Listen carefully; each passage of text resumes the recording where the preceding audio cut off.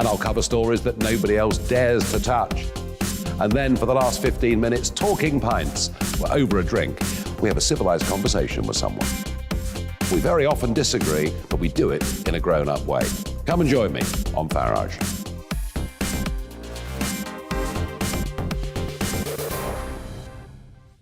I'm Colin Brazier. I've reported from more than 70 countries around the world, covered wars from Afghanistan to Iraq, from Lebanon to the Balkans. I'm trying to bring that experience, that feel for events, to the studio. And something else. I'm ready to give an opinion. Today's stories with a spark. Brazier from 8 p.m. weekdays on GB News.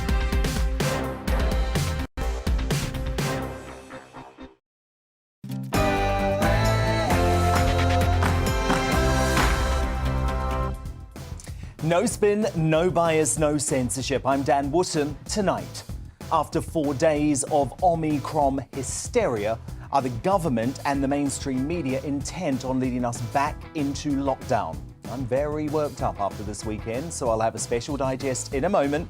Before opening the floor to my superstar panel, Carol Malone, Benjamin Butterworth and Esther Kraku are here. Then I'll ask the experts if the UK has overreacted to the new variant without evidence. Carl Hennigan, Professor of Evidence, that's the key word, based medicine at Oxford, takes on microbiologist Professor Sally Jane Cutler in The Clash. Then Positive Professor Carol Sikora explores whether the emergence of Omicron could actually be good news in the fight against COVID. He explains the science at 10:20. Plus, how the hell are we supposed to stay sane when the COVID goalposts keep moving? The GB News voice of reason, Neil Oliver, will give his advice for coping during this mental health pandemic. In Uncancelled, is the trauma we're causing our children a bigger threat to them than the scariant? Liz Cole, co-founder of Us for Them, on how today's development impacts schools. And has Nicola Sturgeon used this Omicron thing to delay her indie referendum promise yet again? We'll hash that out and more of today's top stories in the Media Buzz. And do you remember this thrill-seeking Brit who was controversially rescued from a so-called holiday? I don't think you really have a holiday to Kabul, Afghanistan, just as it fell to the Taliban.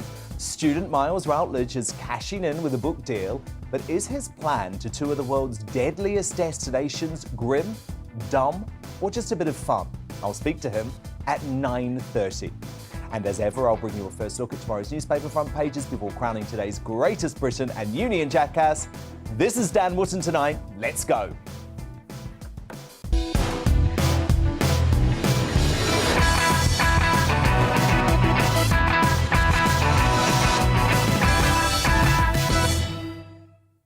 Just one thing, how mortifying.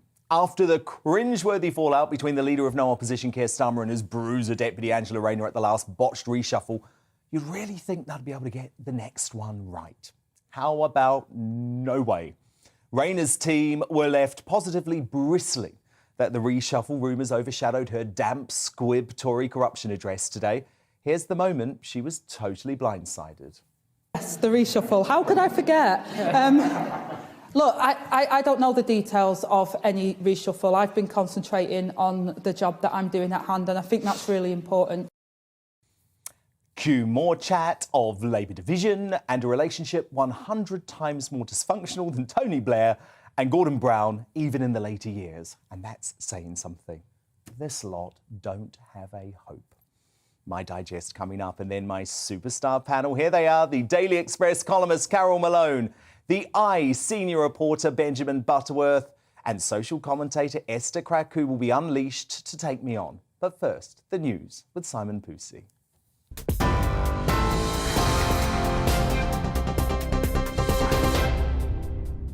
Thank you, Dan. Yes, I'm Simon Pusey, and these are your latest news headlines. COVID booster vaccinations are to be offered to all over 18s to help tackle the spread of the Omicron variant. The JCVI has also recommended that the time between a second and third dose be halved to 3 months, and for 12 to 15-year-olds to be offered a second jab.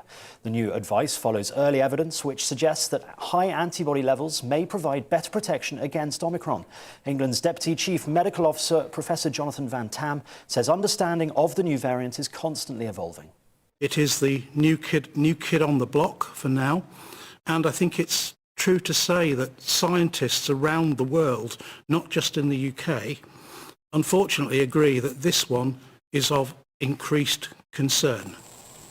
But in acknowledging that concern, I want to be very clear and I want to emphasise the very high degree of current uncertainty in our knowledge. The Health Secretary has announced 2 additional cases of the new variant of coronavirus in England, taking the UK total to 11.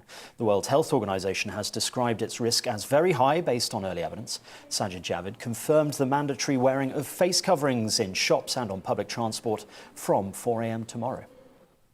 As we've been hearing, Labour leader Sir Keir Starmer has reshuffled parts of his front bench. Yvette Cooper has been appointed Shadow Home Secretary, where Streeting is promoted to Shadow Health Secretary, replacing Jonathan Ashworth. He's tweeted, "Labour created the NHS, will make it fit for the future." And David Lammy becomes Shadow Foreign Secretary, taking over from Lisa Nandy. A teenager has been remanded in custody after appearing in court charged with the murder of a 12-year-old girl in Liverpool. Ava White was stabbed in the city centre last Thursday and died from what police described as catastrophic injuries. The 14-year-old boy, who can't be named for legal reasons, was also charged with being in possession of a blade. Prosecutors in the trial of Ghislaine Maxwell have told a court that she preyed on vulnerable young girls and manipulated them. But her lawyer says she's been prosecuted for crimes Jeffrey Epstein committed. The British socialite denies recruiting teenagers for Epstein to sexually abuse for 10 years from 1994. More than half of people left without power after Storm Arwen battered the UK have now had supplies restored. But the Energy Networks Association says about 66,000 properties will spend a 4th night without electricity. Boris Johnson tweeted saying his thoughts are with those continuing to face disruption. That's it from me. You're right up to date. Now back to Dan Wootton tonight.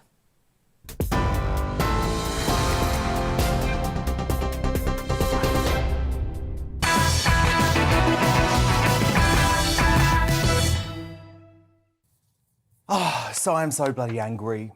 I can't hide it tonight. I can't even try and put a positive spin on it. I'm sorry, even though I predicted this exact scenario, I find it impossible to comprehend how we've ended up here.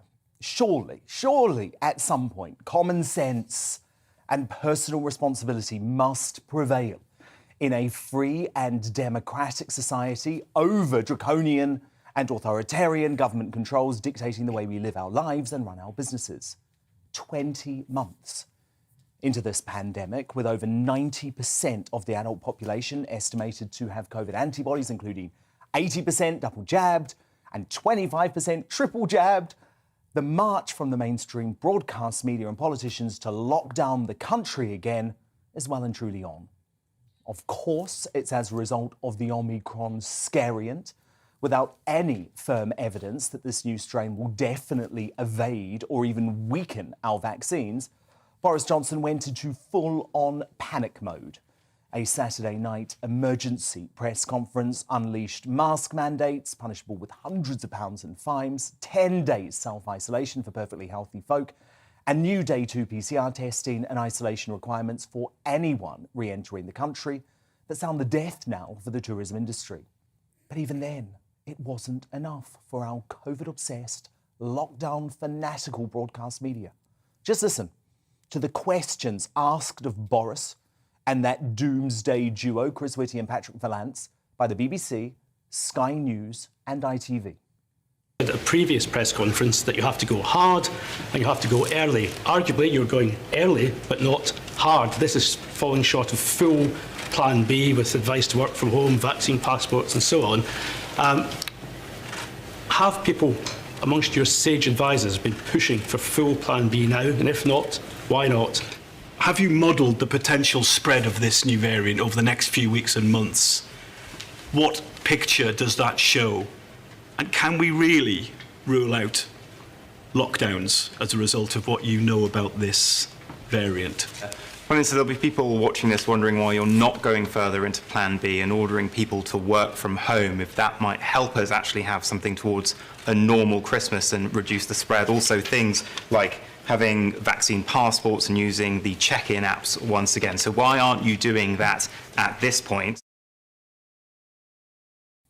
And then Immediately following the awful announcement, who did the BBC drag out to comment? The lockdown-obsessed Professor Susan Mickey, who sits on the government's SAGE committee as a health psychologist and is a self-declared Communist Party member. Honest, I'm not making that up.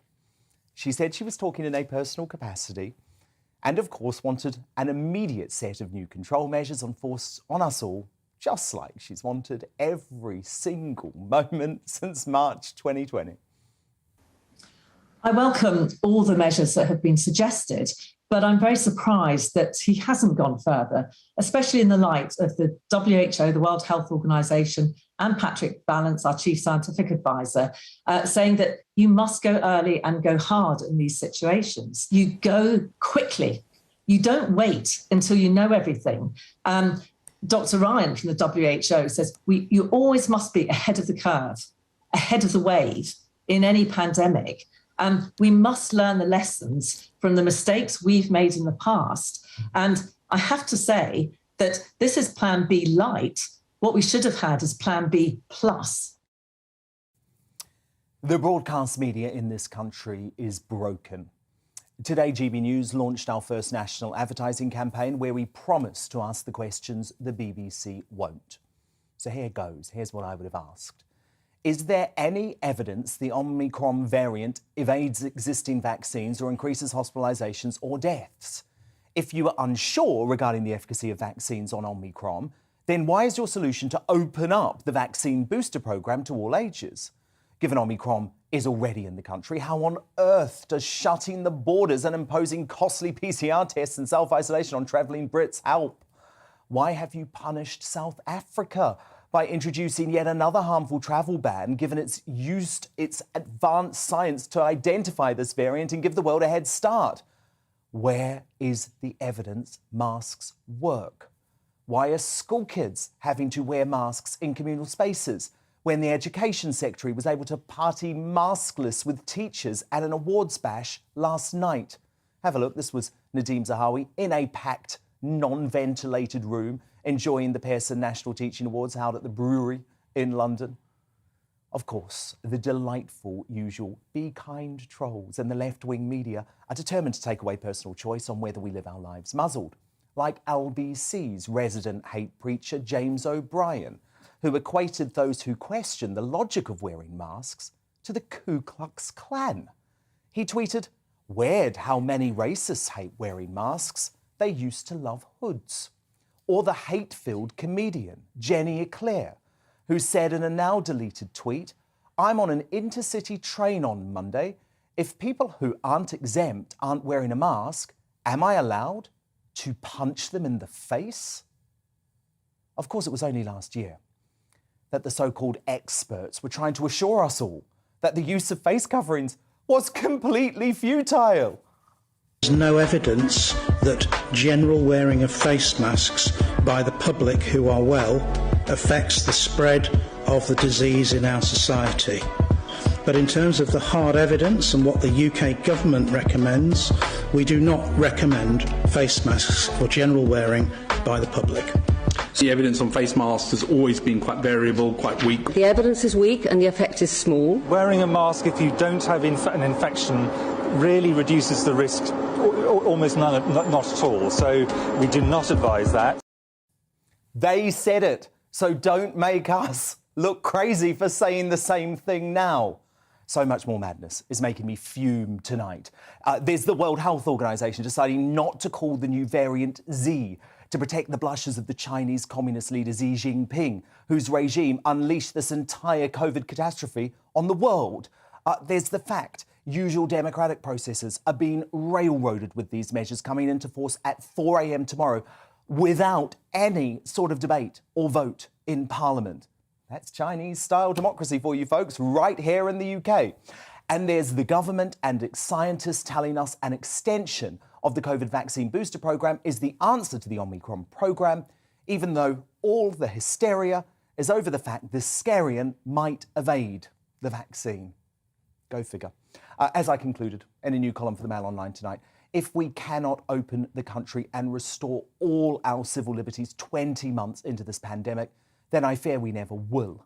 if we keep compliantly allowing our freedoms to be stripped on the whim of a poll-driven government, then don't be surprised if they never fully return. A dystopian nightmare looms, and it's time to speak up and stand up. To respond now, my superstar panel, the Daily Express columnist Carol Malone, senior reporter at the newspaper Benjamin Butterworth, and the social commentator Esther Kraku. Esther, do you share my sense? A man after my own heart. I mean, I couldn't have said it better myself. And you know, the weird thing is, I kid you, is Omicron an anagram for moronic? Because it has to be. It has to be. Honestly, you have to be a complete moron to keep buying into this. At this rate, we're going to have to get the booster every 3 months. I can't even wrap my head around it. There's no evidence. There's no science behind this. There's just a new variant, like there always will be, because apparently people don't seem to understand that on a planet with 7.8 billion people, viruses do mutate, and that's going to happen. No evidence, no science behind it. Let's just make it more difficult to travel into the UK, make it more expensive, start masking up everyone, even though there's very little evidence of its efficacy. And you know what? I can already hear the chorus of, oh, but it's just the mask. Oh, why don't you just wear it? Oh, this. So go on, carry the tune. Well, Carol, what I wanted to ask you is, I have had numerous text messages over the weekend from various people from all walks of life. You'll get one from James O'Brien tomorrow, but anyway. It's very angry.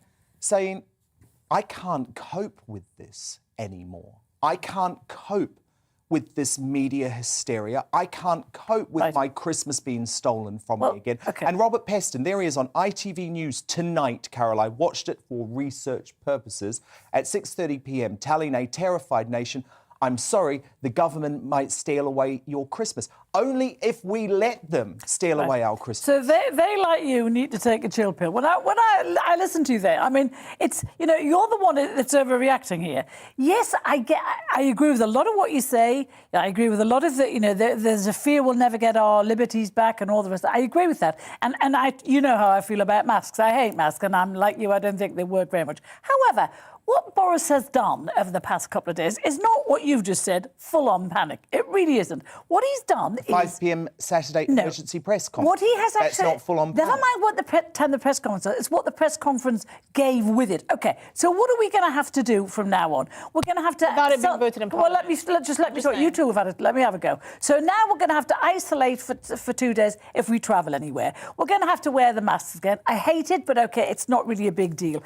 All the things that those other people said in there that you mentioned, they're saying go farther, go farther. He hasn't gone farther. That's the whole point. He's rejected Sturgeon's calls to tighten up the response. He's rejected her calls for 8 days of isolation. All we have to do, realistically now, is self-isolate for 2 days and wear a mask. Who voted for this, though? Do we still live in a democracy? I know we didn't vote, but, think about it before. When the Delta variant came here and he didn't act quick enough, we all went mental. I didn't. You didn't, but a lot of people went mad and said he had cost lives. So this time he's acted quite swiftly. The guy is damned if he does, and I think he's taken the least what's the word I'm looking for? The least violent way out of this. This is not very much. He's been criticised, as you say, even by the broadcast media for not going far enough. But Benjamin Butterworth, he has not ruled out snatching away legally our Christmas again. And I don't know about you, but I'm not allowing him to do that to me for a second year in a row. I mean, they're not talking about any lockdown like there was last Christmas. That is scaremongering, yes. Ironically. What they're saying is that there is this new variant. It's got 30 mutations in it, which we don't fully understand. And countries across the world have said we're going to introduce these measures, pretty minor. Putting a face mask on is not difficult. Taking a test if you come into this country to make sure you're not importing the virus. And they're saying you have to go and get... I think face masks work. Yes. Because if you look I don't think they do. at Germany, for example, which is currently dealing with the worst of Europe's fourth waves, do you know their mask mandate has been much, much more severe than ours? They actually even have to wear surgical masks. Good. And the mask mandates have been compulsory in Wales and in Scotland. They've made no difference. But Why are the left so obsessed with telling me what to wear. I thought the left was meant to be about freedom of choice and the ability to wear whatever you want, whatever you choose. Why are you so obsessed to tell me to cover up my face? I mean, you know, you're just sort of an overgrown baby complaining about having a little face mask to keep other people safe on a train or in a local supermarket. Do you say that about women forced to wear a burqa? I would say that about people refusing to wear a face mask in a global pandemic. You know, I looked this up today. There was a study that looked at the effectiveness of face masks in 196 countries. And they looked at the countries where it was a norm to have a face mask, like Asian countries, and they looked at countries where it wasn't. And do you know what? During the COVID pandemic, they found that in the ones that didn't have face mask wearing, they saw a 16% rise in infections. In the ones that did, they only saw a 16% rise. In the ones that didn't, hang on, let me finish the point. In the ones that didn't, they saw a 65% rise in infections. But for that one report, that's absolutely that one report, we could both produce reports that say the polar opposite. But the scientists, I mean, what are you claiming? Are you claiming it's a global conspiracy? Who's your guest tonight? Professor Carl Hennigan. He has actually said masks don't work that way. Most scientists say that they don't. And with all due respect, Benjamin, with all due respect, Benjamin, he's a lot more qualified than you. Yes. And with all due respect, there are many other people more qualified than him, and they overwhelming agreement. And do you know, I thought there's something, final word, Benjamin. There's something very dubious in your report, because all the claims about masks were from March and April, before we understood how this COVID spread and how asymptomatic we'd never was. had pandemics. Dan, why didn't your report have anything from after April of last year from the experts? Because they changed what they said. They understood the virus better and how to keep us safe. Benjamin, mask use has been around in Asia as a common way to deal with things like the SARS epidemic. And what happened in Asia during this COVID pandemic, Dan? Did they have higher or lower deaths and spread of COVID? Do you not accept the fact that we wear... Answer the question, Dan. You just made my point for me. You said Asia has much better use of face masks, and they have far fewer deaths. Do you think that's down to I think that's one of the main reasons, yes, absolutely. And also the fact that they don't have moaning babies refusing to follow basic orders. OK, a moaning baby here, just standing up for my right in 2021 to wear what the hell I want, because we are a free society. I've literally dropped 5 IQ points just listening to that. I dropped 5 IQ points. But seriously, we don't wear masks properly in this country, and that's why they're actually... What now? Benjamin pulls his mask out of his dirty pocket. Yes, exactly. Tatty bits in of loads paper. of germs. And if you think that's stopping you get COVID, mate, you're mistaken. Benjamin Butterworth, Carol Malone, Esther Kraku, my superstar panel, they are here all night. But still to come, he's the man who went on holiday to a war zone. Now, Miles Routledge, the Brit who had to be rescued from Afghanistan as the Taliban took power, has landed a book deal. What does he have to say to his critics, and could his next trip end up being his last? Don't miss that later. But up next in The Clash, has the UK overreacted to the Omicron debacle despite no evidence of its increased deadliness? Carl Hennigan, Professor of Evidence-Based Medicine at Oxford, is here alongside microbiologist Sally Jane Cutler from the University of East London. They are the experts, so you've got to hear from them. But I also want to know what you think. Do you agree with me? Dan at gbnews.uk, or you can vote in our poll at gbnews on Twitter. Back in 2. It's time to remind ourselves there's always another winter. Canary Islands sponsors the weather. Hello again. Pretty chilly out there today, but tomorrow temperatures will be quite a bit higher. However, it is going to be a fairly grey Tuesday, and there'll be rain and drizzle in places as well. But it has turned milder across the northwest already thanks to this warm front tucked in here, some warmer air that is slowly spreading its way southwards. Before it arrives, though, with clearer skies, we could see a touch of frost across the southeast until temperatures rise through the night as the cloud moves in, making for a misty, murky kind of night. And at times it'll be quite windy, particularly in the far northeast, although the wind's easing here a little as we head towards dawn. Temperatures, as I say, on the rise, so although close to freezing in some spots this evening, by morning we're up at 8, 9, 10 Celsius. So it's a much milder start, but it's a pretty grey day.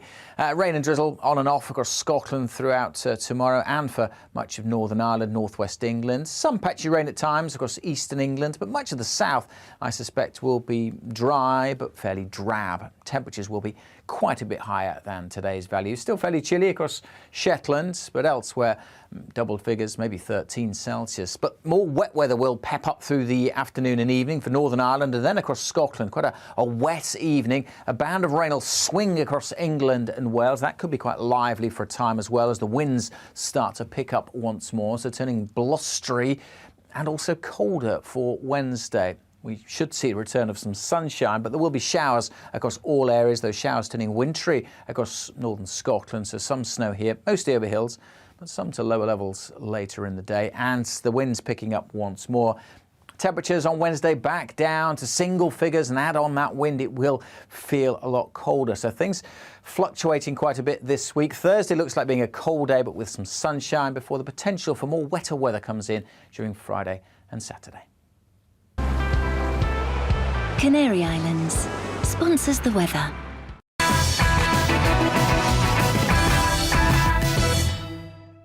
You're watching GB News live across the UK and the world on our digital stream. GB News is Britain's news channel. We are the UK's home of discussion and debate from all perspectives. We are here for you. Don't forget to join our YouTube community by clicking on that subscribe button.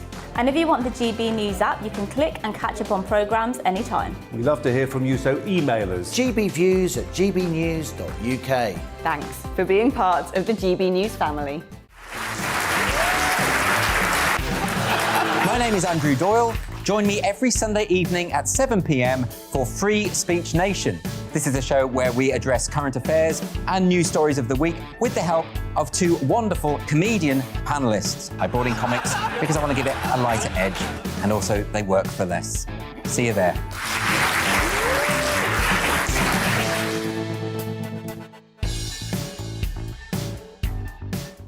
Join my show Farage, 7 p.m. till 8 p.m. Monday through Thursday. And there you will get opinion, analysis, debate, and I'll cover stories that nobody else dares to touch.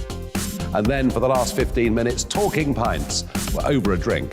We have a civilized conversation with someone. We very often disagree, but we do it in a grown-up way. Come and join me on Farage.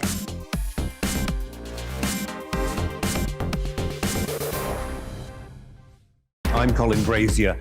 I've reported from more than 70 countries around the world, covered wars from Afghanistan to Iraq, from Lebanon to the Balkans. I'm trying to bring that experience, that feel for events, to the studio. And something else, I'm ready to give an opinion. Today's stories with a spark. Brazier from 8 p.m. weekdays on GB News.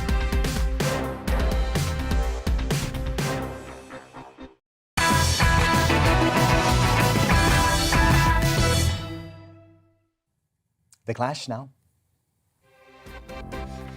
Obviously, as I just mentioned, we've had 3 days of complete and utter media hysteria around this new variant. But what is the evidence about Omicron? How much of a threat does it actually pose? And has the UK completely overreacted? You can vote now in our Twitter poll at GB News, and please email me your thoughts too to dan@gbnews.uk. But now, let's bring in the experts to hash this out and to help you make up your minds. Carl Hennigan is the Professor of Evidence-Based Medicine at the University of Oxford, and Sally Jane Cutler is a Professor in Medical Biology at the University of East London. Carl Hennigan, I've been needing to hear from you on this because throughout the pandemic, you have always brought so much clarity, and it sounds odd given it's your job, but evidence to what often is hysteria in the media. So do we need to be panicking about Omicron?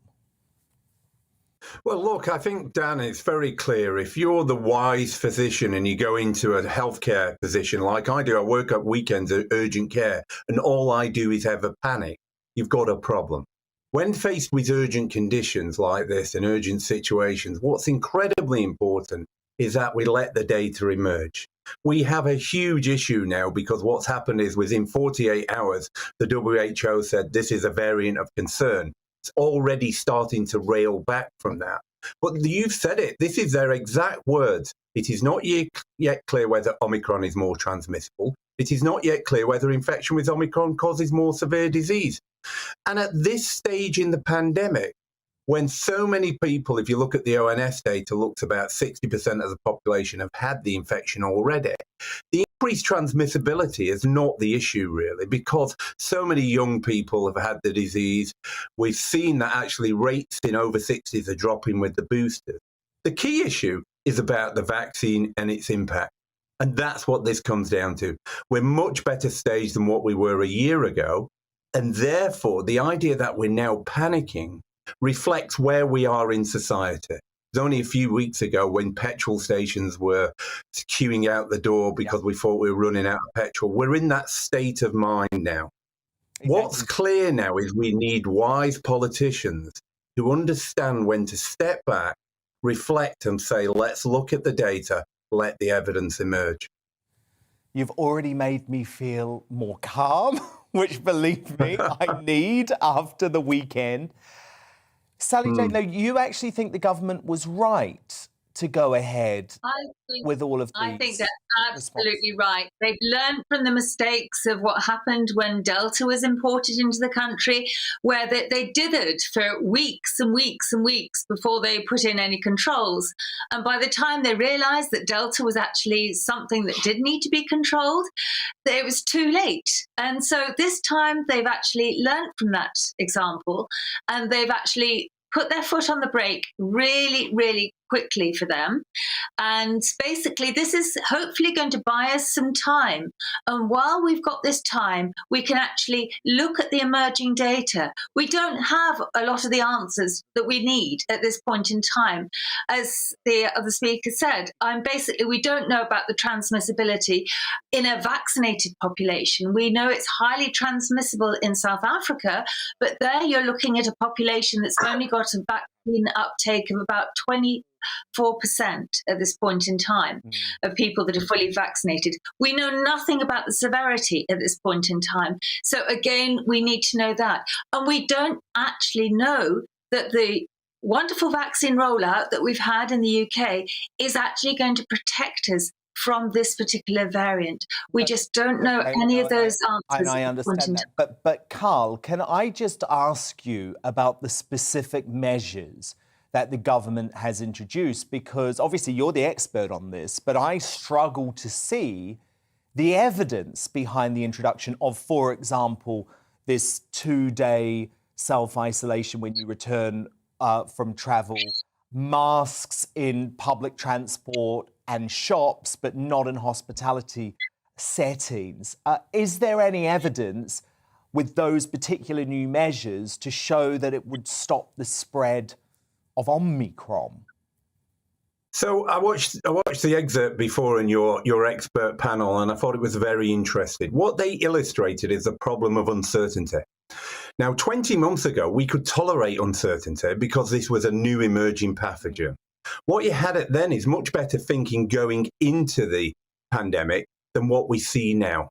The job of evidence is to reduce uncertainties so you can make informed decisions. To do that, you require high-quality evidence. High-quality evidence for masks has seen 2 randomized controlled trials, despite it's the most important go-to measure that we see anybody wants to do. The failure to reduce that uncertainty means that you can get opinions on both sides arguing about what to do next.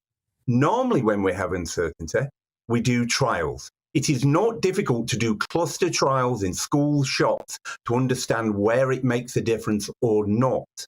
And we don't act. But the whole rules have changed in this pandemic. The whole game's changed.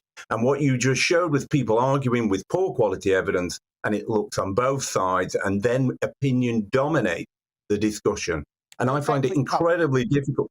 Well, yeah, because I just wanted to talk to you about that, specifically in reference to masks. Because, of course, at the start of the pandemic, you have Jonathan Van Tam, you have Christopher Whitty, you know, the top government scientists in official positions saying there's no evidence that masks stops the spread in any massive way. Has the evidence changed since then, or has our political position changed since then? So going into the pandemic, there was a Cochrane review that included 9 randomized controlled trials that showed at best they made no difference. Apart from 1 or 2 scenarios where there was some interesting evidence they may work, they were generally in the household when it's secondary attack. If you have your children have an infection, you might want to know in a very short window, does intervening in the household make a difference? Well, these are sorts of questions where you want an answer to. But if you're going to go outside into the world, what we do now, it's very clear that cloth masks don't work. You talked about 2 aspects, and one aspect is surgical masks. Well, that's a Danish trial. So if we think surgical masks work, we have to give everybody masks. They have to use them and dispose of them when they finish with them. Do not put them in your pocket because they're an infection risk. Now, when you go to Austria and Germany, it's not surgical masks they were wearing FFP masks. They're the medical grade masks we use in hospital settings when we want to completely reduce all filtration. And I know somebody who told me about what it was like in Austria, and they said they do impose them. There's no slippage in Austria. And where are they? They're in full restrictions. So I think if you look in the round, it's just a complete failure to reduce the uncertainties with high quality evidence means we're going to keep arguing about this issue. That should stop. And the advisors at the top, the chief medical officer, should be calling for studies, particularly in school settings. Because Sally Jane Cutler, obviously masks and these mandates have been in place already in Wales and in Scotland. And another Oxford professor, James Naismith, has actually said recently the ONS survey results on prevalence shows that the Scottish and English approach to masking, although formally different since July, has made no meaningful difference to Delta. My understanding of the literature and the data is the fact that looking overall at the studies that have been done on mask wearing, and I agree that there's a lot of heterogeneity in the data, but basically, although it doesn't stop totally, it can reduce the transmission. So basically, it's a step in the right direction, just to slow things down. And it's not foolproof. It's not the only measure. And I think what we need to have is not just the mask wearing. We also need to have people engaging fully in that lateral flow testing, the asymptomatic testing. We also need to try and be distancing where possible and to try and keep some ventilation in our indoor spaces that we're sharing with other people.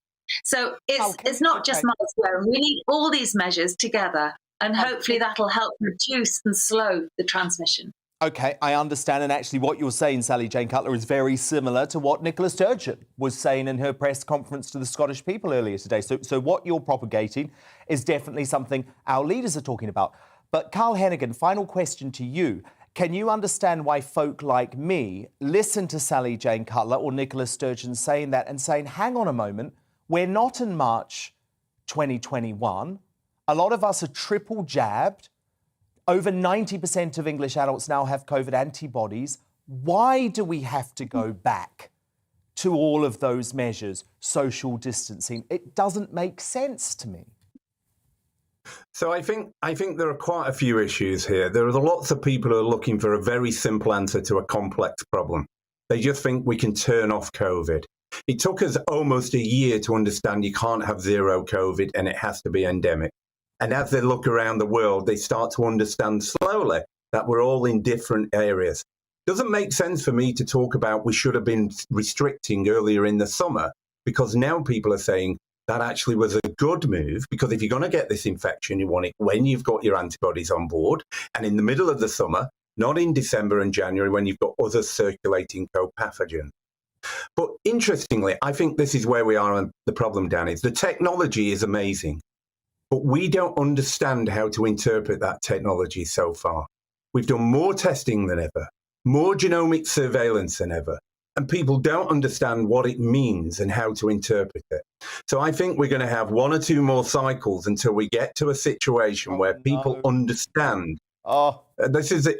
I'm going to give you the date. No, it's going to be March. I can't cope. Okay. It's going to be about March, Dan. I think by March, there's going to be a big issue. By then, we've got the renewal of the Coronavirus Act. and we've got decisions. Should we spend 18 billion more on test and trace, despite people not understanding the huge problems that are accruing in healthcare, ambulance waits, cancer care, social care, all of these issues? And what's happening again is we're completely distracted from them. I can tell you, this Saturday I'll be in urgent care. There are huge infrastructure and structural problems that are occurring in the NHS. What we're talking about here, none of it is going to fix it. It's a complete distraction to the problems at hand. And at some point, there's going to be a day when we have to collect the debts. The Ides of March, in March the 15th, we'll be looking at the debts and thinking, look at all the problems we've accrued trying to get to this suppression strategy when the answer was already in front of us. And as you look at somewhere like Sweden, where they have the same policy now for 2 years in a row, and we have to ask serious questions. If you look at where they are in the deaths per million, they're 60th in the world. You'd be asking a question going, why don't we have cool, calm policies that explain to people, your risk does go up at this time of year. The defense for you is if you're at risk, is to take on board that risk and make decisions to stay at home and reduce your contacts when cases are going up. That makes complete sense for the government to give us our risk and teach people how to manage that risk with those most at risk in society. Responsibility, I couldn't have put it better myself. That was Carl Hennigan, Professor of Evidence-Based Medicine at the University of Oxford. And before that, Sally Jane Cutler, Professor of Medical Microbiology at the University of East London. So who do you agree with? Gareth on Twitter says, what I don't get is we're told to follow the science, but this time the science says it's a mild variant and we're overreacting. Stephen says, yes, but rightly so. Got caught the first time, once burnt, twice shy. Nothing to criticise with protecting people. But Frank on email says there will be a new COVID variant every year. So if we reimpose restrictions with every variety that comes, then we will never be free of these authoritarian, yet woke restrictions. Very sensible, Frank. And your verdict is now in. 84% of you agree that the UK government has overreacted to the Omicron variant without substantial evidence, while 16% of you say the government hasn't overreacted. Fascinating stuff. You're very sensible people.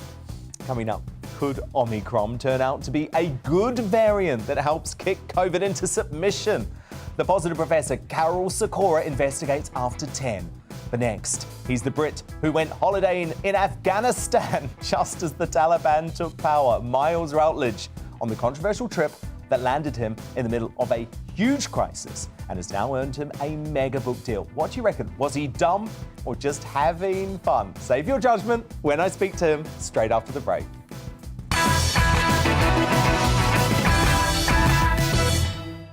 You're watching GB News live across the UK and the world on our digital stream. GB News is Britain's news channel. We are the UK's home of discussion and debate from all perspectives. We are here for you. Don't forget to join our YouTube community by clicking on that subscribe button. And if you want the GB News app, you can click and catch up on programmes anytime. We love to hear from you, so email us. gbviews@gbnews.uk. Thanks for being part of the GB News family. My name is Andrew Doyle. Join me every Sunday evening at 7 p.m. for Free Speech Nation. This is a show where we address current affairs and news stories of the week with the help of two wonderful comedian panellists. I brought in comics because I want to give it a lighter edge, and also they work for less. See you there.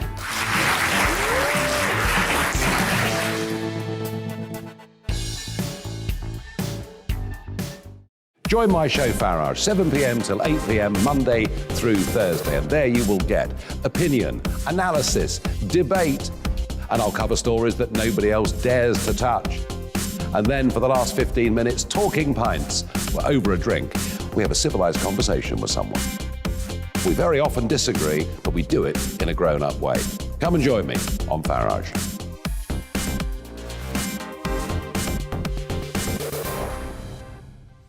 I'm Colin Brazier.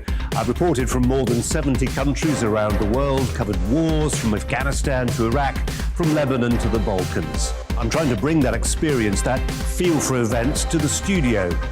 And something else. I'm ready to give an opinion Today's stories with a spark. Brazier from 8 p.m. weekdays on GB News.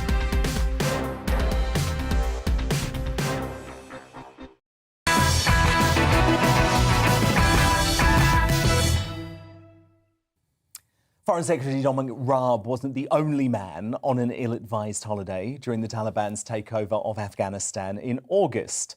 Thrill-seeking British student Miles Routledge was trapped in Kabul after choosing to holiday there because he wanted to visit the most dangerous city in the world.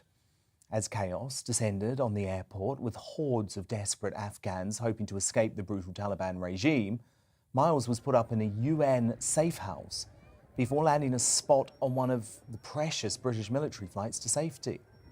But the 24-year-old's bizarre holiday didn't go unnoticed, and he received lots of attention and criticism as his treacherous trip went viral. Now the hellish holiday hunter has landed himself a book deal as he prepares for a dangerous walk through war-torn South Sudan next year, which is sure to bring yet more criticism. And Miles joins me now. Miles, look, I'm someone who likes a nice holiday, okay? Yes. I want to be on the beach with my pina colada. So I just look at what you do and think, are you crazy? What's going on? Oh, absolutely, yes.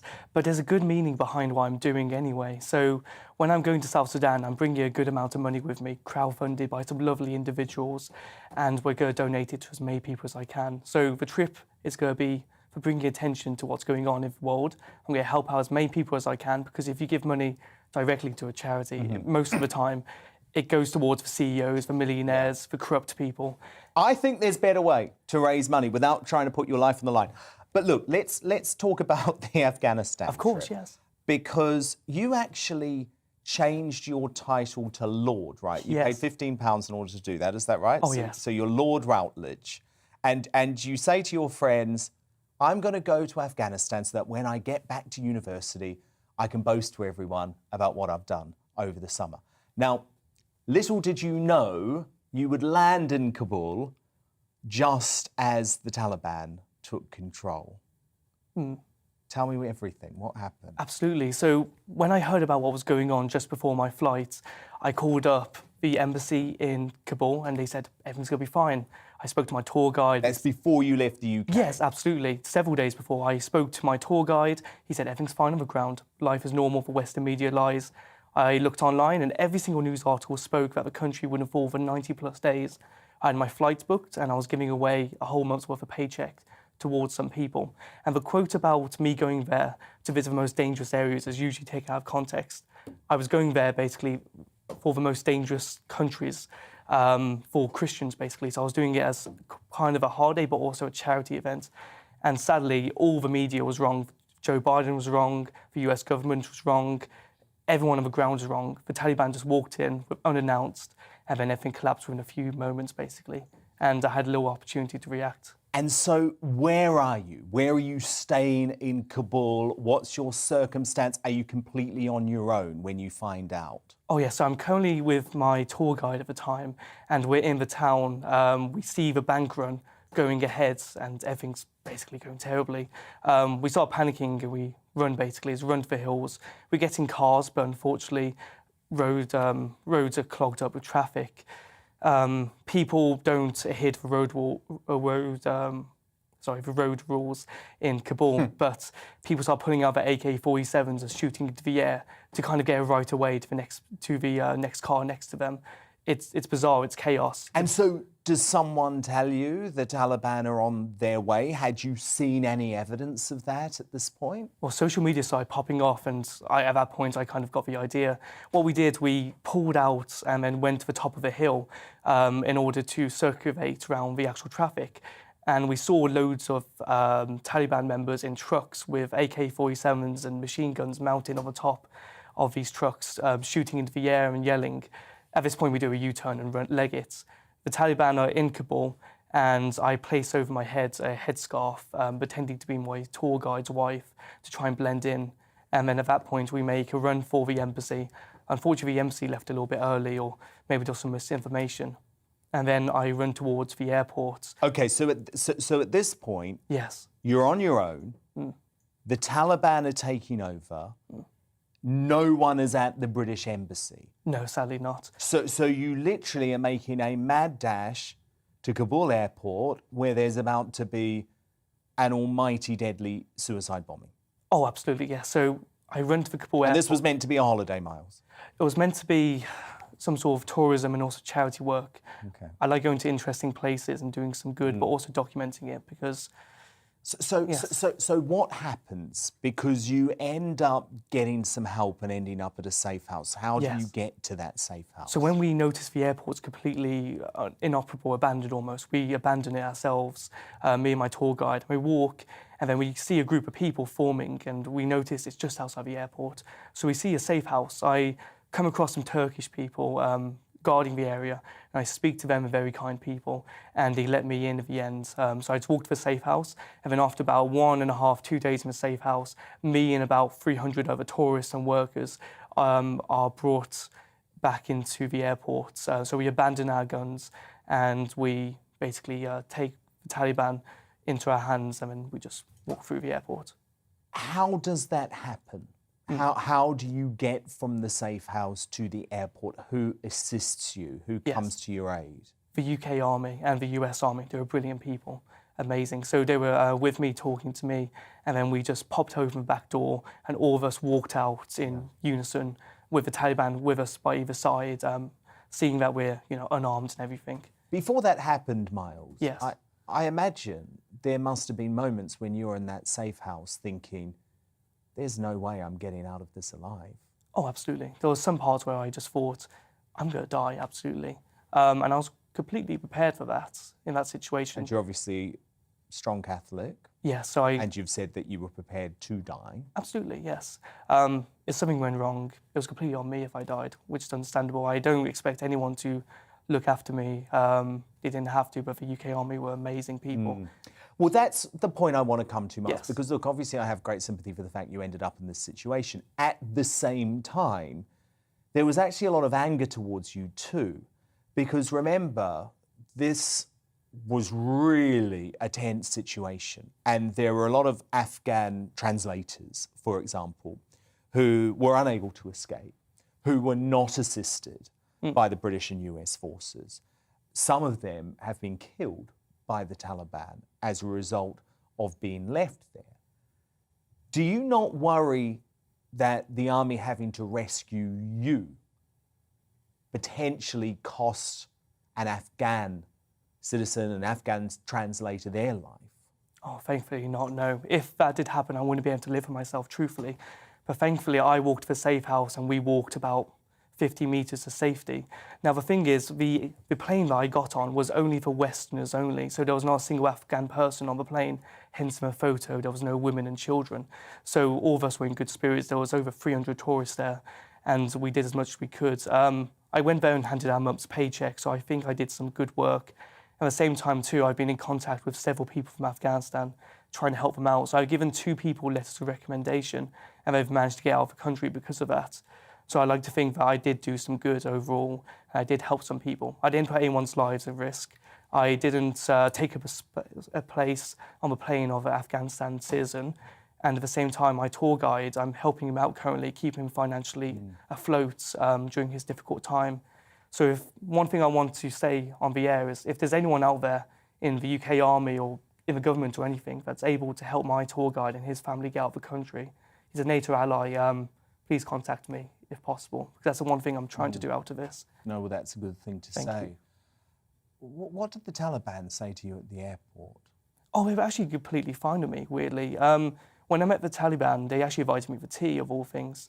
It was bizarre. At the airport? Yes, because they saw me on social media before I realised it. So some of them actually pointed at me. But they knew you were there? Yeah, exactly. You were a high-profile target, Miles. Oh, no, they were actually completely fine with Westerners. They didn't want a Westerners dead. No, they didn't. They wanted safe passage. So some of them actually basically went, can we take a selfie? And I couldn't refuse, so they just took photos of me.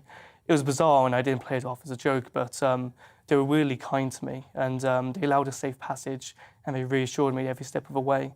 But I do understand the Taliban are just doing that to be able to, put up a show for West to show, we're fine, we're in control of the country. But as soon as the West fully forgets about Afghanistan, as the news media usually does, they're going to do horrific things. So that's what I'm trying to do at the moment, is raise some awareness for my tour guide and get him out, if I can. Miles, your poor mother, your poor mother, during this absolute debacle. I mean, she was too distraught to even speak to the media because she was so worried about you. You can't put her through this again. Oh, well, the thing is, with my personal life, it's a little bit different. So I've been estranged for 4 years by my own choice. And to be honest, as difficult as it is, my family have major issues I can't discuss about in so much detail, but it got to the point where I was homeless and, we were eating out bins, basically.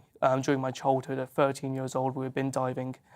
And there were some very terrible things that went on during my childhood, which makes me basically want to step away from my family entirely. Okay. And the thing is... But it's not just your mum, is it? It's your friends, it's the people who care about you. It's me as someone who's just met you. I mean, look, I would say, what's the definition of madness? Doing something completely wrong multiple times, and you have not learnt your lesson from this very lucky escape from Afghanistan. You want to do it again, Miles. I mean, I'm almost imploring you. Go to university, take a little gap year trip, do some backpacking. Just leave South Sudan, mate. I would say no, because at the end of the day, I've raised enough money to do some good stuff.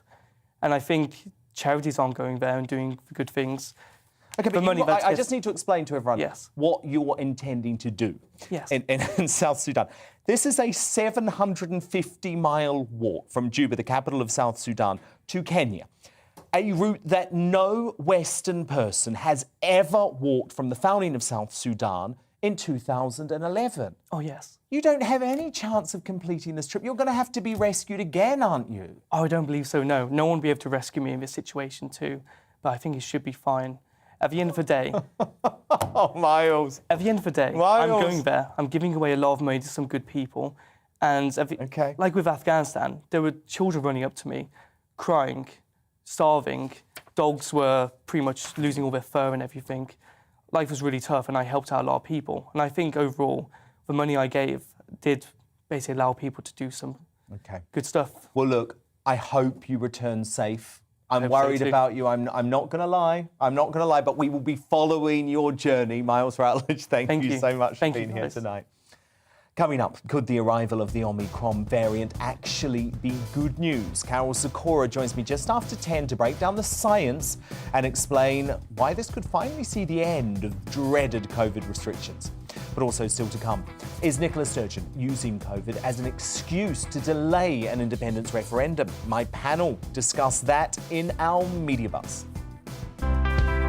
It's time to remind ourselves there's always another winter. Canary Islands sponsors the weather. Hello again. Pretty chilly out there today, but tomorrow temperatures will be quite a bit higher. However, it is going to be a fairly grey Tuesday, and there'll be rain and drizzle in places as well. But it has turned milder across the northwest already thanks to this warm front tucked in here, some warmer air that is slowly spreading its way southwards. Before it arrives, though, with clearer skies, we could see a touch of frost across the southeast until temperatures rise through the night as the cloud moves in, making for a misty, murky kind of night. And at times it'll be quite windy, particularly in the far northeast, although the wind's easing here a little as we head towards dawn. Temperatures, as I say, on the rise. So although close to freezing in some spots this evening, by morning we're up at 8, 9, 10 Celsius. So it's a much milder start, but it's a pretty grey day. Rain and drizzle on and off across Scotland throughout tomorrow and for much of Northern Ireland, northwest England. Some patchy rain at times across eastern England, but much of the south, I suspect, will be dry but fairly drab. Temperatures will be quite a bit higher than today's values. Still fairly chilly across Shetland, but elsewhere double figures, maybe 13 Celsius. But more wet weather will pep up through the afternoon and evening for Northern Ireland and then across Scotland. Quite a wet evening. A band of rain will swing across England and Wales. That could be quite lively for a time as well as the winds start to pick up once more, so turning blustery and also colder for Wednesday. We should see a return of some sunshine, but there will be showers across all areas, those showers turning wintry across northern Scotland, so some snow here, mostly over hills, but some to lower levels later in the day, and the winds picking up once more. Temperatures on Wednesday back down to single figures, and add on that wind, it will feel a lot colder. So things fluctuating quite a bit this week. Thursday looks like being a cold day, but with some sunshine before the potential for more wetter weather comes in during Friday and Saturday. Canary Islands sponsors the weather.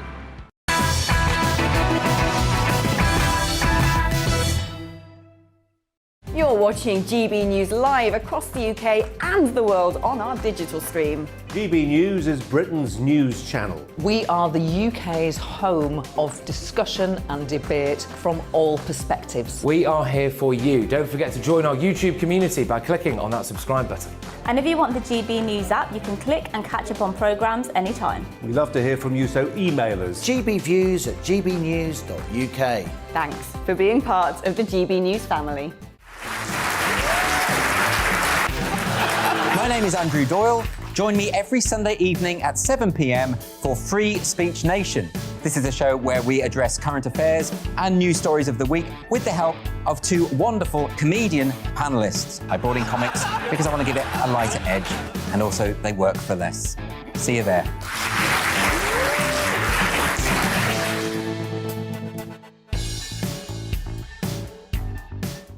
Join my show Farage, 7 p.m. till 8 p.m. Monday through Thursday, and there you will get opinion, analysis, debate, and I'll cover stories that nobody else dares to touch. And then for the last 15 minutes, talking pints. We're over a drink. We have a civilized conversation with someone. We very often disagree, but we do it in a grown-up way. Come and join me on Farage.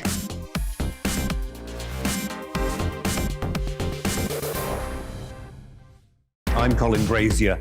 I've reported from more than 70 countries around the world, covered wars from Afghanistan to Iraq, from Lebanon to the Balkans. I'm trying to bring that experience, that feel for events, to the studio. And something else. I'm ready to give an opinion. Today's stories with a spark. Brazier from 8 p.m. weekdays on GB News.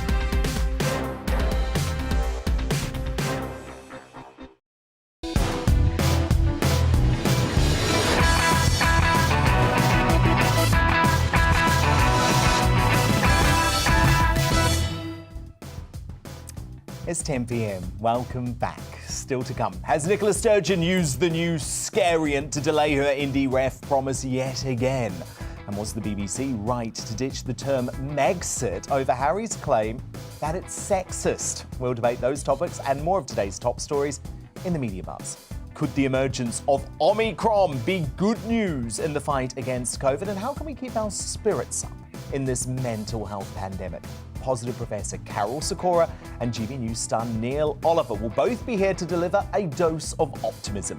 Then in Uncancelled, is the trauma we're causing our children a bigger threat to them than this new variant? Liz Cole, co-founder of Us For Them, on how today's developments impact schools. Plus, I'll bring you a first look at tomorrow's newspaper front pages and crown today's greatest Briton and Union Jackass. But first, the news with Simon Pusey.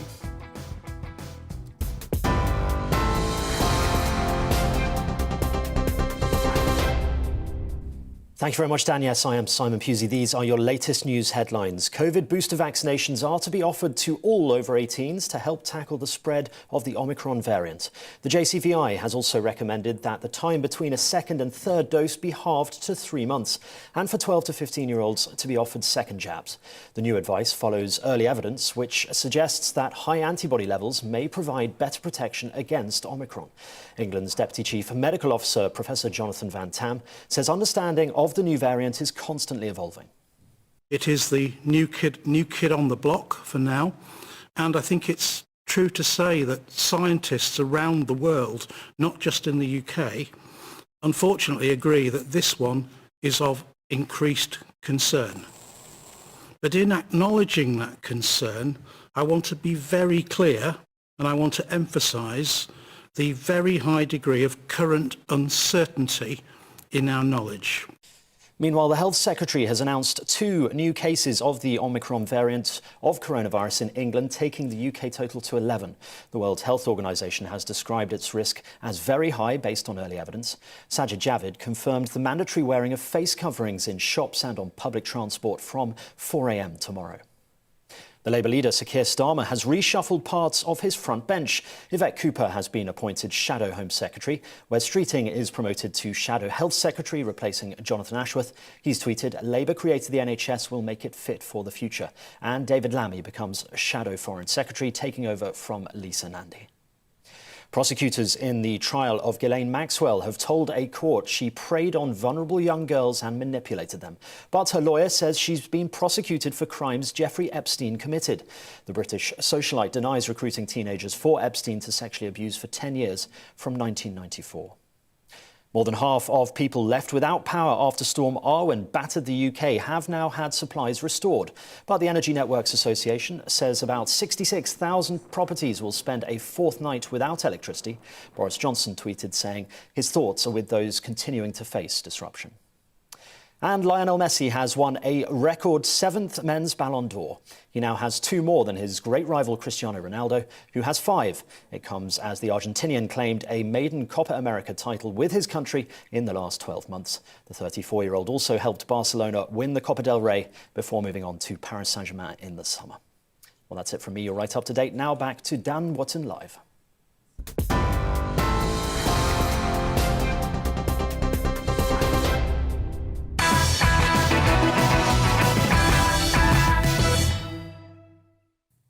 Tomorrow's news tonight now in our Media Buzz. Let's kick off with the very first look at the front pages hot off the press. Just the Metro in so far, and it leads with booster drive to beat Omi. Is that what we're calling it now? Omi. Millions more people are now eligible for booster jabs to beat the variant. Everyone over 18 years old can now have a 3rd dose. Let me bring my superstar panel back in now. The Daily Express columnist Carol Malone, senior reporter at the I newspaper Benjamin Butterworth, and the social commentator Esther Kraku.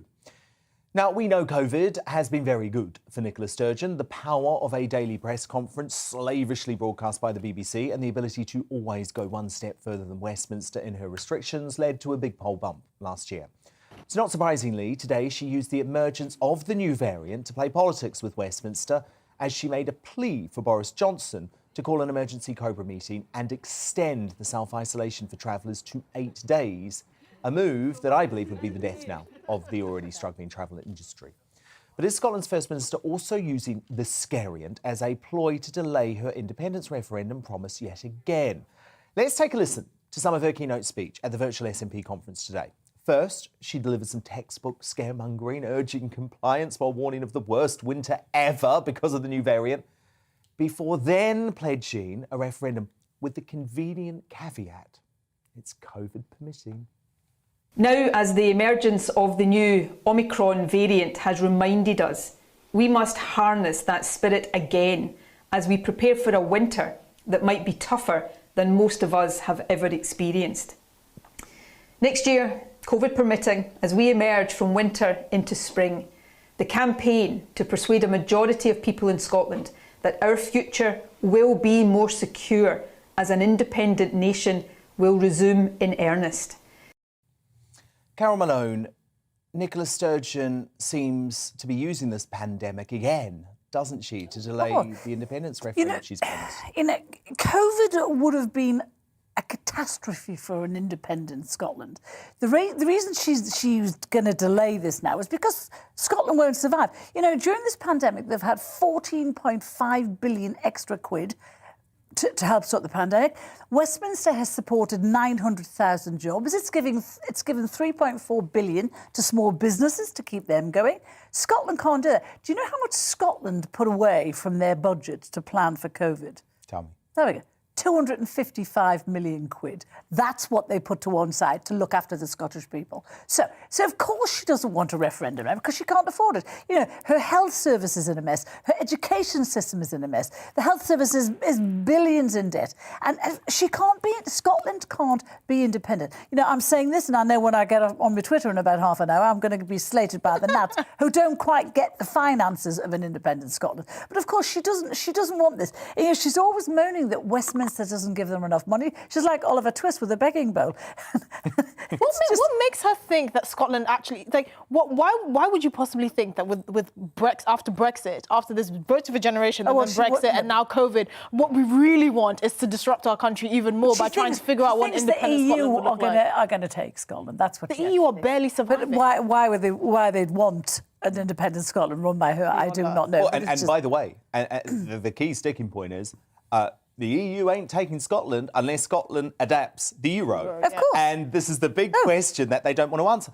But Benjamin Butterworth, what I thought was so fascinating today, yet again, you have Sturgeon thinking, oh, I just have to go further than Boris. Oh, so I know, I'll say everyone returning to the UK has to isolate for 8 days.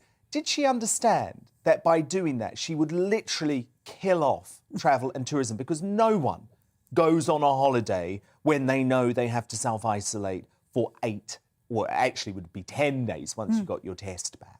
I mean, you know, it wasn't just her. It was the Wales First Minister, Mark Drakeford, who's a Labour politician. He said the same thing as well. Moronic. So it wasn't more moronic. It wasn't simply Nicola Sturgeon. More moronic, less dangerous. But, you know, I mean, look, I don't believe in Scottish independence, so I'll lay that out on the table first. But I think there's something to be said for the fact that Nicola Sturgeon has kept a bigger percentage of her people trusting her advice and having believing in her and that she's doing the right thing. That's not very hard. And actually, when you're asking, Esther, you had your time. When you're asking for people to follow rules that, even when it's the law, they don't have to, because you can't watch them all the time. I think the trust that she inspired in the Scottish people will have had a positive effect on their response to COVID. Actually, I think Boris Johnson could have learned a lot from Nicola Sturgeon. Do you know that Scotland's deficit has doubled in the past year? It now accounts for 22.4% of the GDP. Our GDP is 14-point-something%. So, they're in debt. And this, she stands up and says Scotland should be an independent country, but it simply can't afford to be. She even called today, did you notice in her speech, she called for furlough to come back. Why? Because she needs the money. Oh, totally. She doesn't give a damn about business when it's Westminster funding. Does she have any idea how an economy works? How could you possibly think that the travel industry can survive if people have to self-isolate for 8 days after going away? Are you kidding me? Well, it would actually be 10 days because it's 8 days. Then you take a test. She wants you to take a test after 8 days. And where is it the takes evidence 2 for days this? for the piece. There's no evidence. Esther, you have no science behind anything you say. Oh, you neither do you. I'm sorry. No, but I would like please. some evidence. You said earlier that the Omicron variant had no science proving it existed. The only thing moronic is your take on the virus. I did not say that it did not exist. I said we have no scientific evidence for why we're overreacting. You have loads of scientific evidence for the World Health Organization. Okay. Well, name three features about the moronic virus. Well, there's 30 mutations in it, and some of the mutations are the ones of how it enters the body, which is why they fear the vaccines. We're not actually talking about that. What I was going to say was how about three scientists? I don't think that this is a valid criticism of Nicola Sturgeon on this occasion. The question that lack of evidence that she put back an independence referendum because of the pandemic. That is the right thing to do. No, it isn't. She should delay it because of the problems with COVID. If she wanted independence so bad and she thinks Scotland could survive, she could call it tomorrow. Why but that not? would clearly be wrong for the people of Scotland when they're trying to deal with the pandemic. It would be wrong because Scotland would go bankrupt. And what's so laughable about this, Carol, is she can't actually call a referendum anyway. No, she can't. She's trying to pull the wool over the eyes of her supporters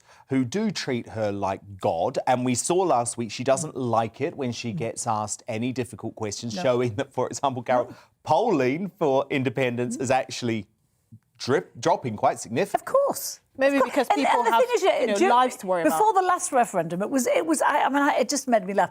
They were convinced they were going to win. And I knew they weren't going to win. And the reason because Scots are not stupid. No, because of course they're not. And the thing is, people. the ones who are pro-UK, they weren't speaking out before the last referendum because they were getting bullied by some of the nats on the streets. So they just kept stum and they voted and it was nearly 10%. Of course, exactly. Like Brexit. And it'll happen again. That's exactly what will happen next time round too. I mean, Benjamin, you talk about Sturgeon's communication skills. In some ways, I wouldn't disagree with that, although I find her hugely She sounds good, but personally. yes. But would you not agree? I think she thinks the same of you, I suspect. I'm sure she does. I'm sure she does, because I'm one of the only broadcasters in the country who actually calls out her absolute bullshit on a daily basis. There's another swear word. And I had to use it. That's another swear word. I had to use it because no one does call her out. But do you not think, Benjamin, that she is all style over substance? No, I don't, because she is a very effective communicator. I actually think she's the nearest. Yeah, that's the style. What is she communicating? That's the thing. Her communication is Scotland could be independent. OK, so prove it. Yeah. Let's see how it could. What would an independent Scotland look like? We all know what she stands for. Look, I do think their health service isn't in a great state, and their education has fallen lower from. OK, so you're agreeing with me. SNP She's style over substance. I just think that you're agreeing with me. She's style over substance. What I think is that you're patronising the Scottish people when you talk. No, we're not. No, we're not. The Scottish people, can I just say, not. every single Scottish person who I speak to, and I was up in Scotland because my partner is Scottish just 2 weekends ago, and every single Scottish person I speak to loves what GB News is doing, loves the fact that finally there is a national broadcaster putting a spotlight. Well, just because you're surrounded by yes people doesn't mean that all of Scotland agrees with you. We are so not patronising the Scottish people because if come another referendum, they will again vote to stay in the UK. Yeah, that's the thing. They will. Now, the COVID cranks are trying to spoil Christmas again, so I think we're all in need of something to lift our festive spirit. So check out what has been regularly crowned, unofficially, the UK's most festive street. The residents on Byron Road in Hampshire take their festive lights very seriously, and they held a switch-on party yesterday. The event was held annually from 2004 to 2019 until COVID restrictions and cost forced its cancellation last year.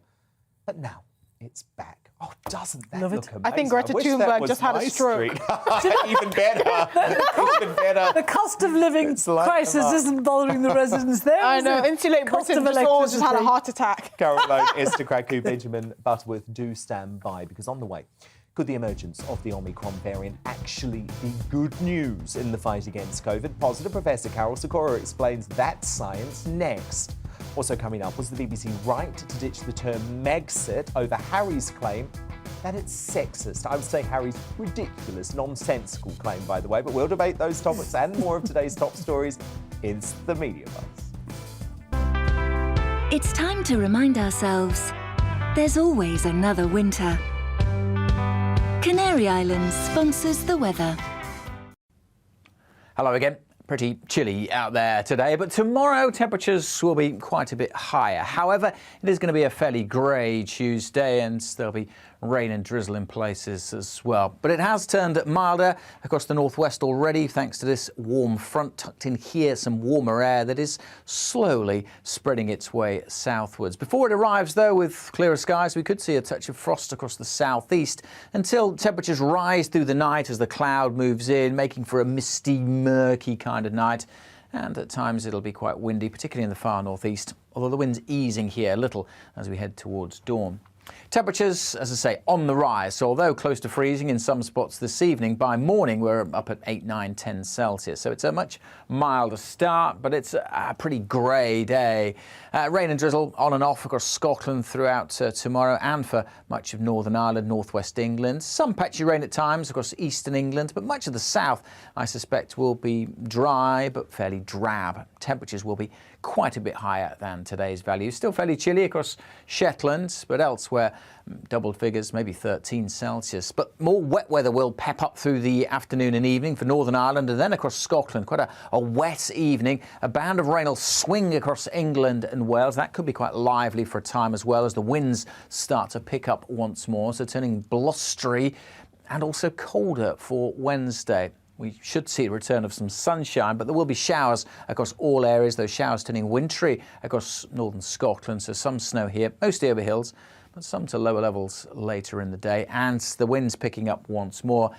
Temperatures on Wednesday back down to single figures, and add on that wind, it will feel a lot colder. So things fluctuating quite a bit this week. Thursday looks like being a cold day, but with some sunshine before the potential for more wetter weather comes in during Friday and Saturday. Canary Islands sponsors the weather.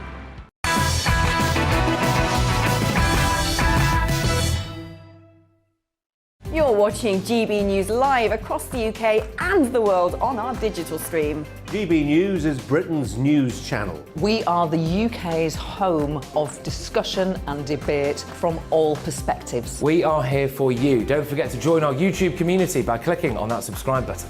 And if you want the GB News app, you can click and catch up on programmes anytime. We love to hear from you, so email us. gbviews@gbnews.uk. Thanks for being part of the GB News family. My name is Andrew Doyle. Join me every Sunday evening at 7 p.m. for Free Speech Nation. This is a show where we address current affairs and news stories of the week with the help of two wonderful comedian panellists. I brought in comics because I want to give it a lighter edge, and also they work for less. See you there.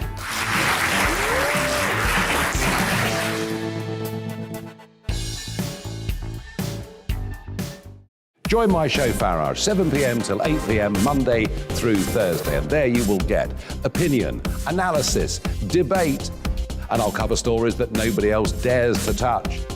And then for the last 15 minutes, talking pints. We're over a drink. We have a civilized conversation with someone. We very often disagree, but we do it in a grown-up way. Come and join me on Farage.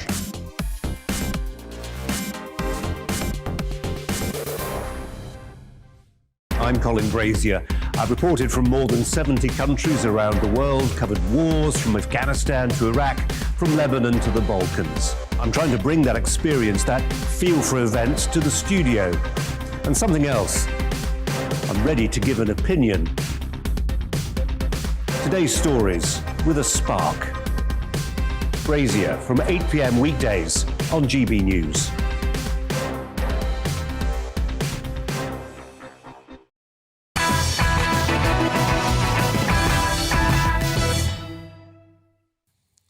Welcome back. It's time for the positive Professor Carol Sikora and a bit of Omicron optimism.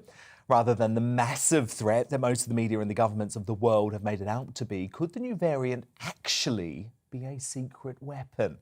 German epidemiologist Professor Karl Lauterbach has welcomed Omicron as a variant that could potentially supersede Delta as the dominant strain without its deadliness. Now, if this were the case, it could speed up the end of the pandemic and all those dreaded COVID restrictions. Carol Sikora, I know it's hard, isn't it, to look positively at what seems like, if you watch the rest of the media, a catastrophe, you know, a Christmas-ending catastrophe, Carol, that's going to lead us all back into lockdown. But please, bring us some positivity about Omicron. Okay, well, I'm not an infectious diseases person, as you know, I do cancer. But what seems to be happening is the virus is changing. It must have been several weeks ago. It went into someone that was immunosuppressed, maybe with HIV, probably in Botswana, because that's where the first case was found, probably in the beginning of November, a long time ago in virus terms. And it found a way that it could mutate drastically and then learn to live with its host. The reason we think the patient was immunosuppressed is it allowed it to experiment with the patient. And viruses want to have peace with us. Any parasite doesn't want to kill the host, because if it does that, it does itself out of a job. It doesn't have it can't replicate. So the virus wants to be friendly to us. And maybe that's what Omicron is all about. It's not a serious illness in South Africa. Sure, the cases are going up in South Africa, but that's with the Delta variant, not with Omicron. And as we've heard time and time again over the last 3 days, one of the leading doctors in South Africa says there's not a single case hospitalized with Omicron, which is really good news for us. It's the way evolution is working for this virus to try and allow it to live with the host, which is us. Now, what's amazing about the hype from the media, from governments, from politicians, is that there's no way you can stop spreading it, because it happened 3 weeks ago. Closing Heathrow, closing borders doesn't do anything. The virus is already everywhere. We have to just accept that. Putting masks on public transport makes no difference. The virus is there. We have to learn to live with it and not panic. And that's what's happening now. And it'll calm down. And we've already heard from the US and from some of the people in government that maybe this will come to an end in the next 2 weeks. But what they've done, And what is unforgivable, they've instilled fear that will stop cancer patients, stroke patients, heart attack patients seeking medical aid. Absolutely. I completely agree, Carol. I completely agree, because actually that is the real crisis facing our health system. And Carl Hennigan, the professor of evidence-based medicine from Oxford University, who was on earlier in the show, completely agreed with that. And Carol, what annoys me is that when Sajid Javid took over from Matt Hancock as health secretary, he said all of the right things. He said all of the right things. You know, we're going to start to learn to live with this virus. We're not going to panic. We know that we can never lock down again. Now that he's in the job, it feels like he loves having this control over us. Is it that, Carol, or is it just that as soon as you get in a position of responsibility like that, you panic? I think that's it. It's just panic, Dan. What we've seen is that politicians try to capitalise. The last piece you just showed on your show about Nicola Sturgeon, that's just capitalising on a problem that we've got. So how can we get out of this? I think the way forward, sure, we have to monitor it. We have to stop politicians taking knee-jerk reactions. And we've already got the guys in Wales, the guys in Scotland, insisting on masks throughout the summer when we've stopped. So we've got to have a national strategy for this rather than a regional strategy. And by the way, Carol, despite having these mask mandates, their COVID rates were actually higher than us. So it doesn't work. Exactly. It's pointless. And we kid ourselves if we can really control this virus by mechanisms. We've got to let the virus find a way to learn to live with us, and we've got to learn to live with the virus. That's what it wants. And Carol, it's the human cost of some of these decisions as well. So if you look at the border closures, for example, I know folk from South Africa who live in the UK who have had family reunions, long-awaited family reunions of nearly 2 years scuppered because of this decision. So what are we doing? We're punishing the South Africans because they use their scientific nous to actually work out that this variant existed. So that feels completely unfair to me. And now we see travel businesses almost made the sacrificial lamb by the government because, Carol, loads of people I know are cancelling trips today, worried about not going overseas because of these ridiculous rules that mean that the moment you return, you have to stay in your house for 2 days until you return a negative PCR test. And for a lot of people, Carol, especially if you're a family, the PCR tests, which are a massive rip-off, are just too expensive. Yeah, they often cost more than the flight. If you go on a budget airline, they're definitely more than the flight. And I think the problem is it's become a mindset of fear. It just increases the fear about the virus. We have to learn to live with it, not test for it, look for it everywhere. It's not going to help. And, I just think we're going to lose more people through the fear that it causes for them not seeking proper medical aid than we are going to from the virus. For most people, this is a very minor illness. I've had it, my wife's had it.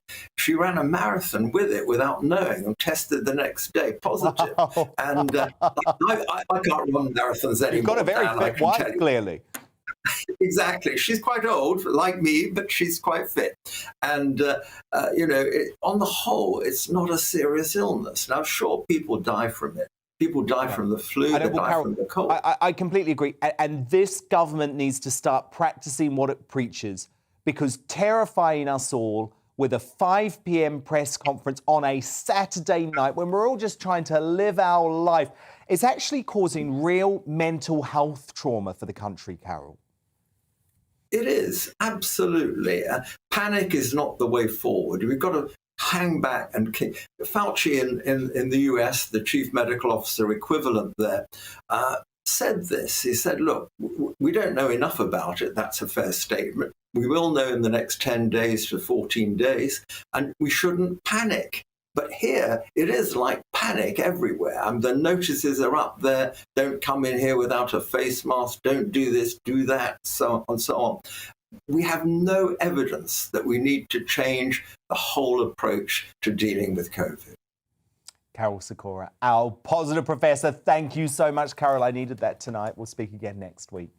Coming up is the trauma we're causing our children, a bigger threat to them than the scariant. Liz Cole, co-founder of Us For Them, is uncancelled, explaining how today's developments impact schools. But next in the media buzz, was the BBC right to ditch the term Megxit over Harry's claim that it's sexist?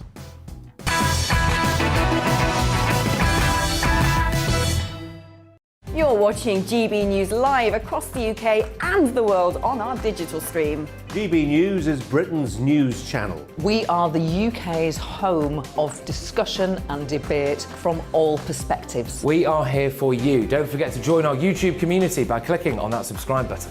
And if you want the GB News app, you can click and catch up on programmes anytime. We love to hear from you, so email us. gbviews@gbnews.uk. Thanks for being part of the GB News family. My name is Andrew Doyle. Join me every Sunday evening at 7 p.m. for Free Speech Nation. This is a show where we address current affairs and news stories of the week with the help of two wonderful comedian panellists. I brought in comics because I want to give it a lighter edge, and also they work for less. See you there.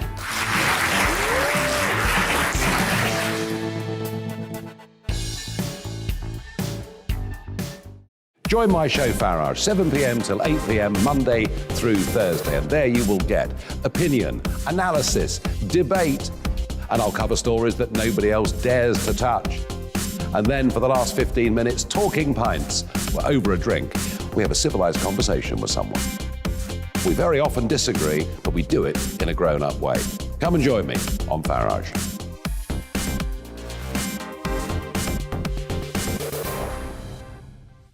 I'm Colin Brazier. I've reported from more than 70 countries around the world, covered wars from Afghanistan to Iraq, from Lebanon to the Balkans. I'm trying to bring that experience, that feel for events, to the studio. And something else, I'm ready to give an opinion. Today's stories with a spark. Brazier from 8 p.m. weekdays on GB News.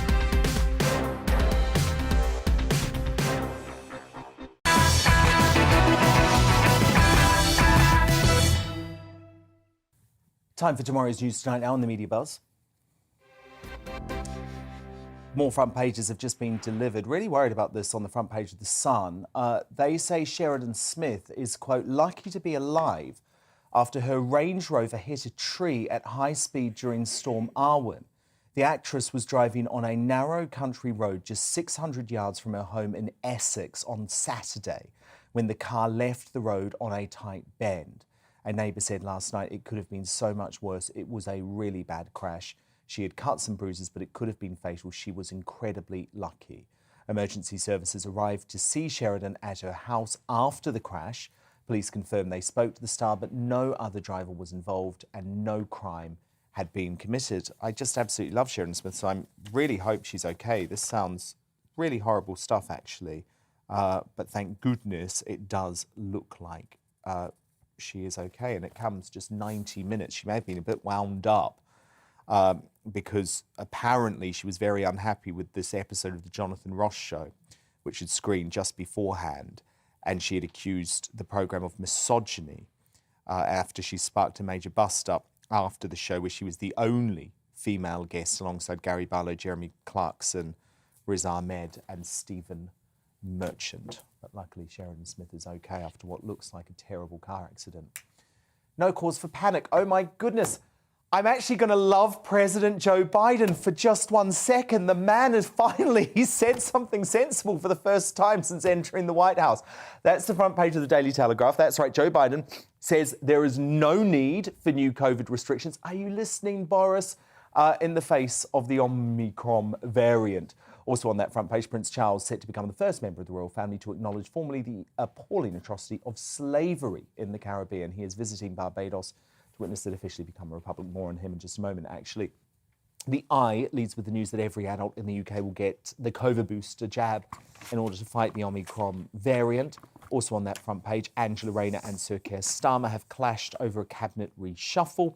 The Labour leader launched the surprise shake-up. These two just hate each other, don't they? They hate each other, and I'm here for it. It's the race to return 500,000 UK jabs a day. That's the lead on The Guardian. Ministers targeting a return to 500,000 jabs every 24 hours as the waiting time for boosters was cut to 3 months in an attempt to outpace the Omicron variant. Also on the front page there, Yvette Cooper. If she's the answer, I'm not sure. If you're asking the right question, that's all I'm going to say. And the Daily Star, Jesus, Mary, Joseph and the wee donkey. That's the Daily Star as they take aim at Boris Johnson for panicking and reintroducing COVID measures while ensuring school nativity plays still go ahead. Do you know what? They're actually not going ahead. I spoke to a friend of mine earlier whose school is banning parents from attending the nativity to keep the community safe. How utterly ridiculous. And the Daily Mirror leads with the news of booster jabs for all adults with the gap between second and third doses cut to 3 months. I hope there's scientific evidence for that. Also on the front page, out in the cold as hundreds of thousands of people in the northwest lose power. My superstar panel back now, Daily Express columnist Carol Malone, iNewspaper senior reporter Benjamin Butterworth and the social commentator Esther Krakou. Now, as we just heard, today Prince Charles was given a warm welcome after touching down in Barbados. There he is, to oversee the country's transformation into a republic, which will result in the Queen being removed as head of state. But this major role has been overshadowed by the return of the royal race row, with the palace denying claims in a new book that the Prince of Wales was the one to question the skin tone of Harry and Meghan's son Archie prior to his birth. Now, a spokesperson for Charles, who has reportedly called in lawyers over the allegations, said, "This is fiction and not worth further comment." However, Christopher Anderson, the author of Brothers and Wives Inside the Private Lives of William, Kate, Harry and Meghan, has stood by his claim. I ran People's People magazine's royals coverage for through the 70s and the 80s. So my sources are solid. I've had them for decades and tended to them very carefully. So whatever is in the book, there are multiple sources for this. This is a fascinating one because for what it's worth, I've always been told that it wasn't Prince Charles who made that comment. Meanwhile, Harry and Meghan have been back in the headlines too, which no doubt they'll be secretly delighted about after part 2 of the BBC documentary The Princes and the Press swapped the term Megxit for Sussexit following Harry's claims that the word Megxit is sexist.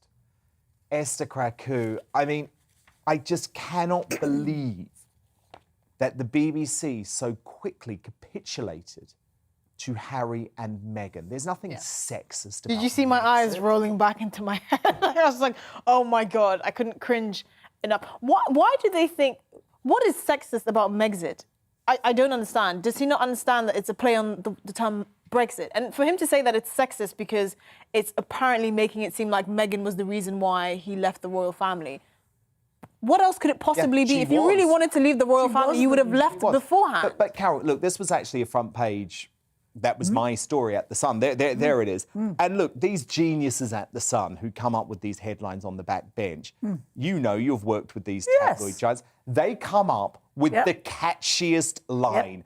And it sounded much better. Can you imagine? Sussex, it wouldn't have even fit across the front page. And you know, Harry, we've got to remember, Harry thinks this is sexist and misogynistic, but Harry also thinks everyone in this country is a racist as well. So there we go, what to think of that. But, you know, the BBC can capitulate all they want, but no one else is going to call this, I can't even say it. Most of us aren't going to say it because we can't say it, but we're not going to say it because it is concerning that the BBC so quickly bowed to their demand? It's not concerning because this is where the BBC is now. This is the woke, out-of-touch BBC who doesn't understand who was watching their station, and they've capitulated. And you know, the thing is, maybe they've had some cooperation in the making of these documentaries from said two people. So, and it's the lawyer actually appears in the documentary, Meghan's lawyer, with her permission. And who has, yes, I was going to say, because Meghan Meghan's has permission. obviously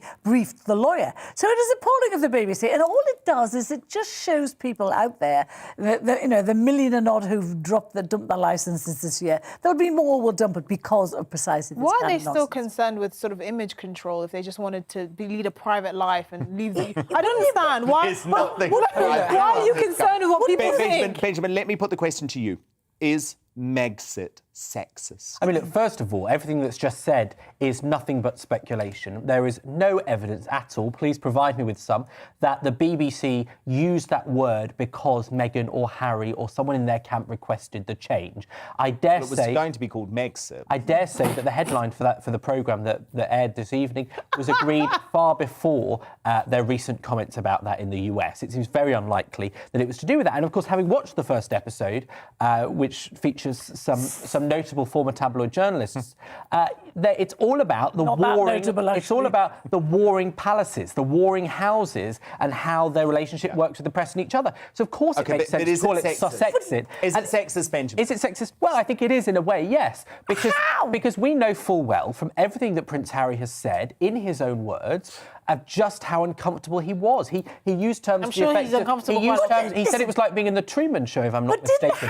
This is a man that does not like the royal being in the royal family and wanted to leave. Why So how is that we are Meghan's fault? told Harry told the BBC that this word was made up by a troll on social media. And it's Dan's just told us Megxit was made up by... Well, look, someone may have uttered the word on Twitter before, but let me tell you, no one at The Sun is looking at trolls on Twitter. This was a brilliant, genius headline, which unleashed the word to the world and actually then became one of the most used words of the year, all because of that front page.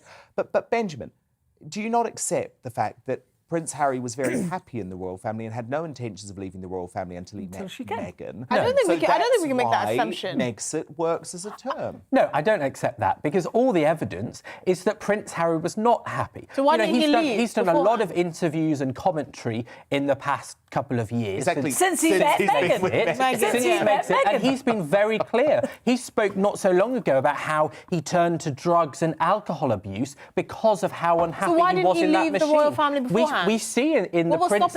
We see in the princes in the press where they talk about how he was always in the mould of Diana. He didn't like the press. How he refuses to give you pictures. Diana did like the press, Benjamin. Carol? No, we just have to correct the facts because Carol was a tabloid giant even at the time, and Carol, come on. And was a royal reporter. And Carol, one many of Princess stories, Diana's last phone calls was to Richard Kay of the Daily Mail. Of course. The reason why many of us attended the events that Diana went to, all the so-called private ones, that, going to feed the homeless and all the rest of it, was because she let us know exactly where she was. But Harry was in the mould of her ask? death and the manner of that, and we all know how he hated that. How old was Harry when he got married?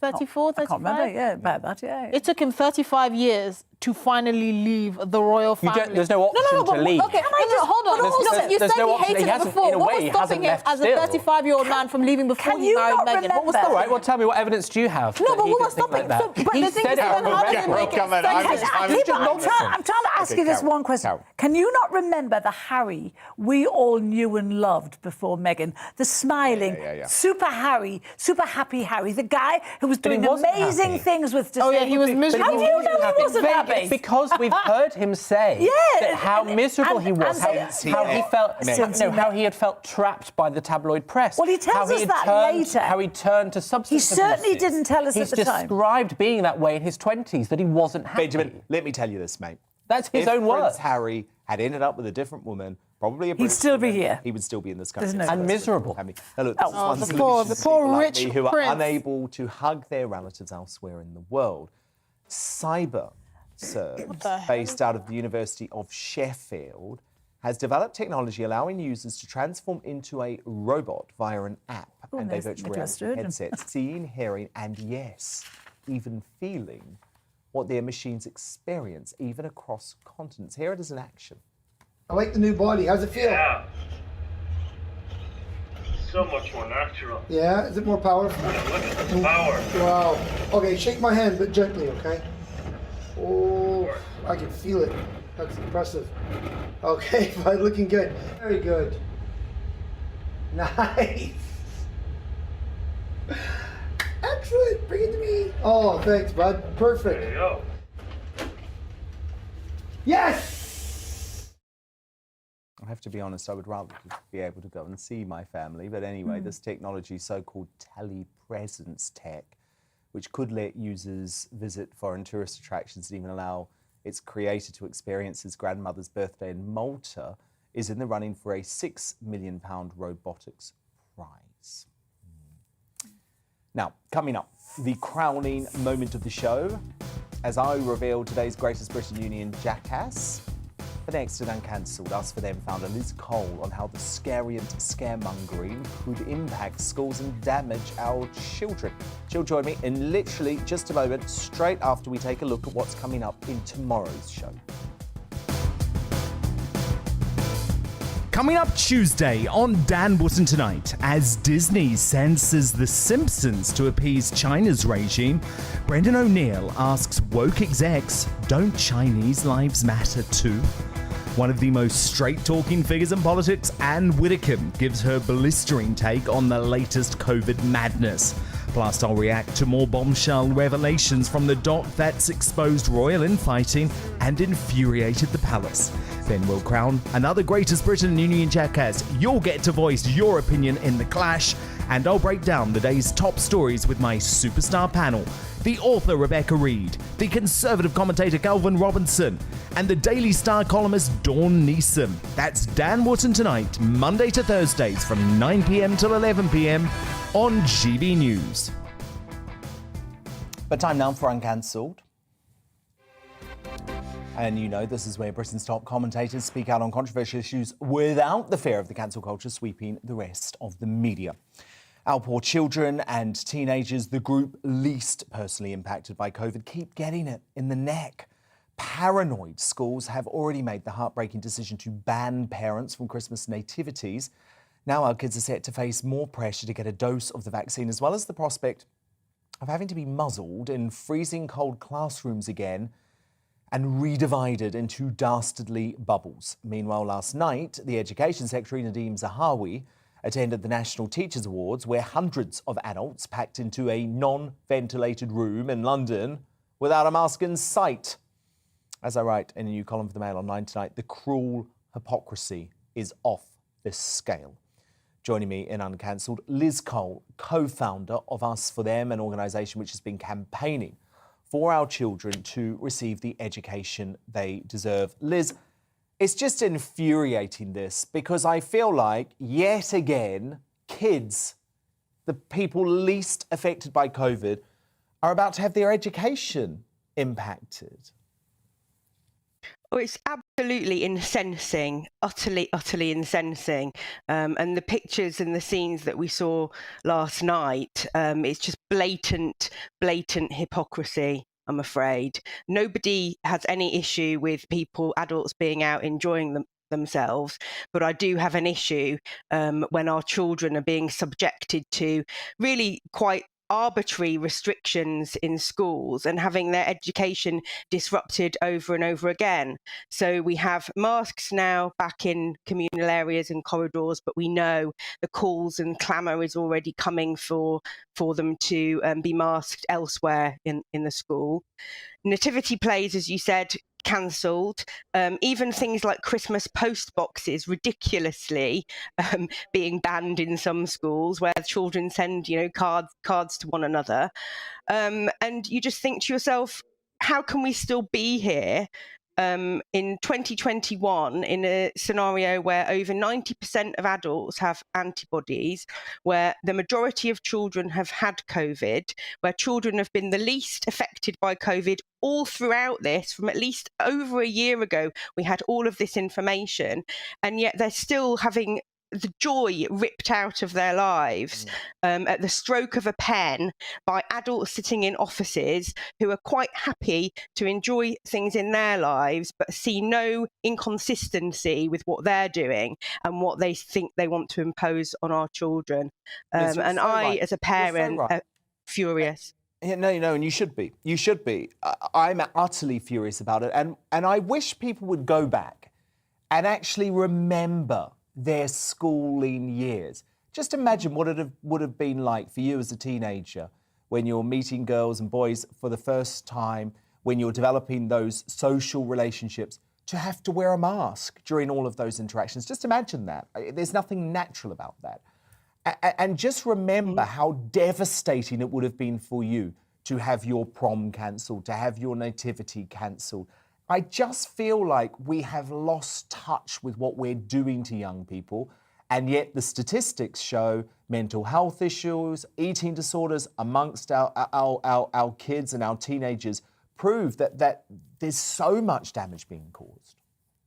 It's a huge amount of damage. So now we know that I think it's 1 in 6 children has a reported mental health disorder. And the notion that children don't mind these restrictions, they're quite happy to absorb them, it's false, because the data tells a completely different story. And what we're talking about here, Dan, is a cumulative impact for nearly 2 years now, where children have had their education disrupted.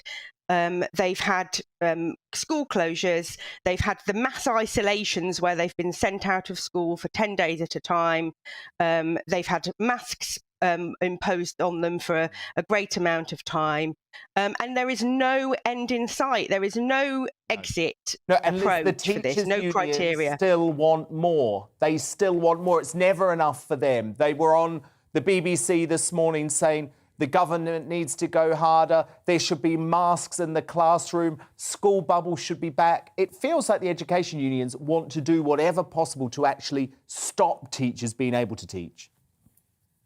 Yeah, I have to say that is exactly what it seems to be like. We knew as soon as the Education Secretary has said masks in communal areas, then the calls begin for the masks in classrooms.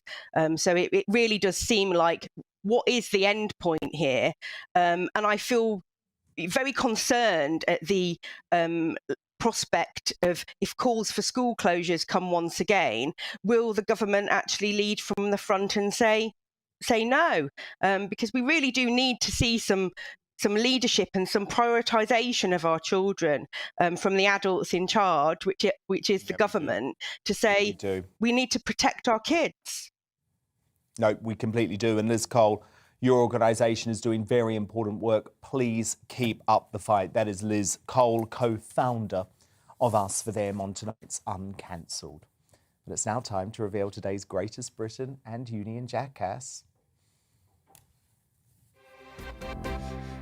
My superstar panel are back to nominate the Daily Express columnist Carol Malone, senior reporter at the newspaper Benjamin Butterworth, and the social commentator Esther Kraku. Benjamin, let's kick off with you. Who's your nominee for Greatest Britain tonight?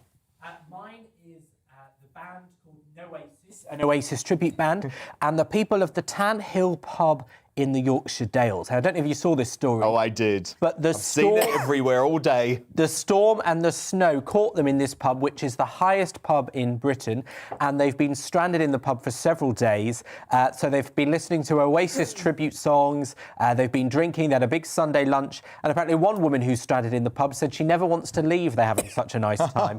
I just thought it was a lovely story of a British spirit in a tough experience of being stuck up in a pub. Good point. Carol Malone, your Greatest Britain. Mine is Prince Charles for calling in the lawyers over these scurrilous claims that he's the royal racist. You know, for too long, the royal family have had this attitude, never complain, never explain.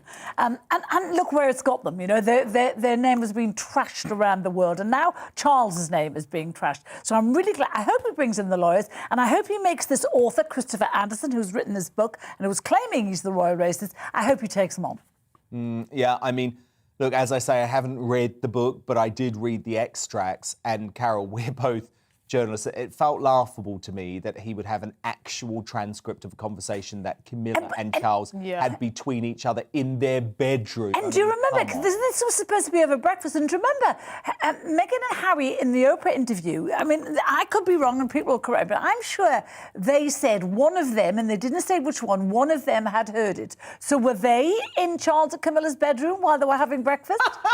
I mean, how else did they know this? Are we supposed it's interesting now, though, because this, look, we might come to this tomorrow, but Carol, I am interested because we now know it's not the Queen. It's not Prince Philip, because remember, Harry and Meghan ruled those two out. Yes. Prince Charles has now said on the record, it's not him. Yeah. All I'm saying is Ridiculous game. this game Whack-a-mole. is coming towards. And isn't it odd that this book has been written by an American, a guy who lives in America, and guess who lives in America? Hello, who might have fed him a little bit of information over there? Just saying, could be totally wrong, of course. Exactly, and People magazine he used to work for, which is, we know, Meghan's favourite magazine. Your greatest Briton, Esther Krakow? My greatest Briton is Emma Raducanu. I hope I said her name right. You did.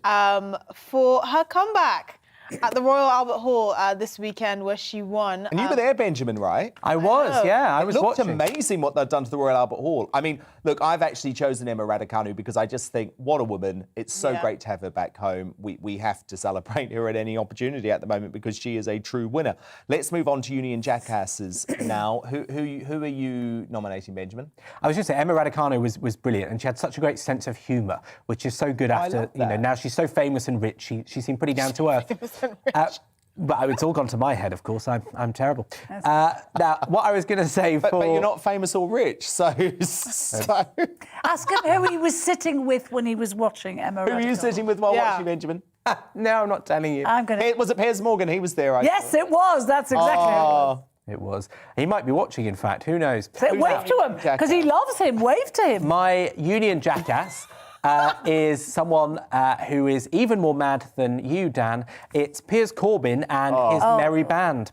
Who don't even mention me in the same sentence as this. I mean, you know, to have the names Piers and Corbyn and still be the worst of both is quite something.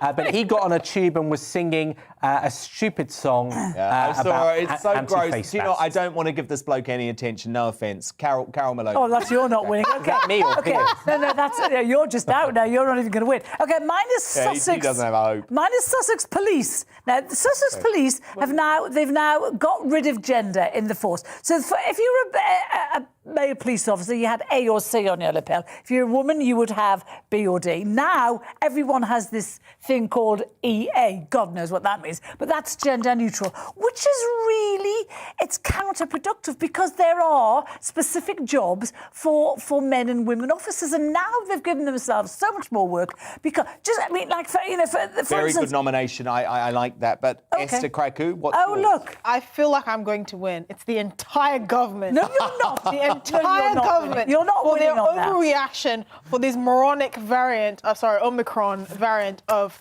the COVID-19 virus, of which they have very little evidence about anything to do with the virus because they don't really know much about the virus. They're just overreacting, telling people to isolate for 2 days. I mean, just... you know what? You can't let Esther win that. I have to win. She's been calling this virus by the wrong name the moronic, all night. Yeah, She's been calling it Omicron. The moronic variant. What's moronic? It's not what it's moron if you can't Omicron, that's it, right? Omicron. Yeah. No, Cron. Look, it's got to be Esther Krakow. I usually like to support the government where I can, but I really feel this overreaction on Saturday was appalling, and I will not. Is there no one who can? Krakow, is there no one who can overrule you? Benjamin, we want to overrule you. No, it's my show, Carol. Don't care. That's how it works. Not accepting. Thank you so much for your company. I'm back tomorrow at 9. Headliners is next. Good night. It's time to remind ourselves there's always another winter. Canary Islands sponsors the weather. Hello again. Pretty chilly out there today, but tomorrow temperatures will be quite a bit higher. However, it is going to be a fairly grey Tuesday and there'll be rain and drizzle in places as well. But it has turned milder across the northwest already thanks to this warm front tucked in here, some warmer air that is slowly spreading its way southwards. Before it arrives though, with clearer skies, we could see a touch of frost across the southeast until temperatures rise through the night as the cloud moves in, making for a misty, murky kind of night. And at times it'll be quite windy, particularly in the far northeast, although the wind's easing here a little as we head towards dawn. Temperatures, as I say, on the rise.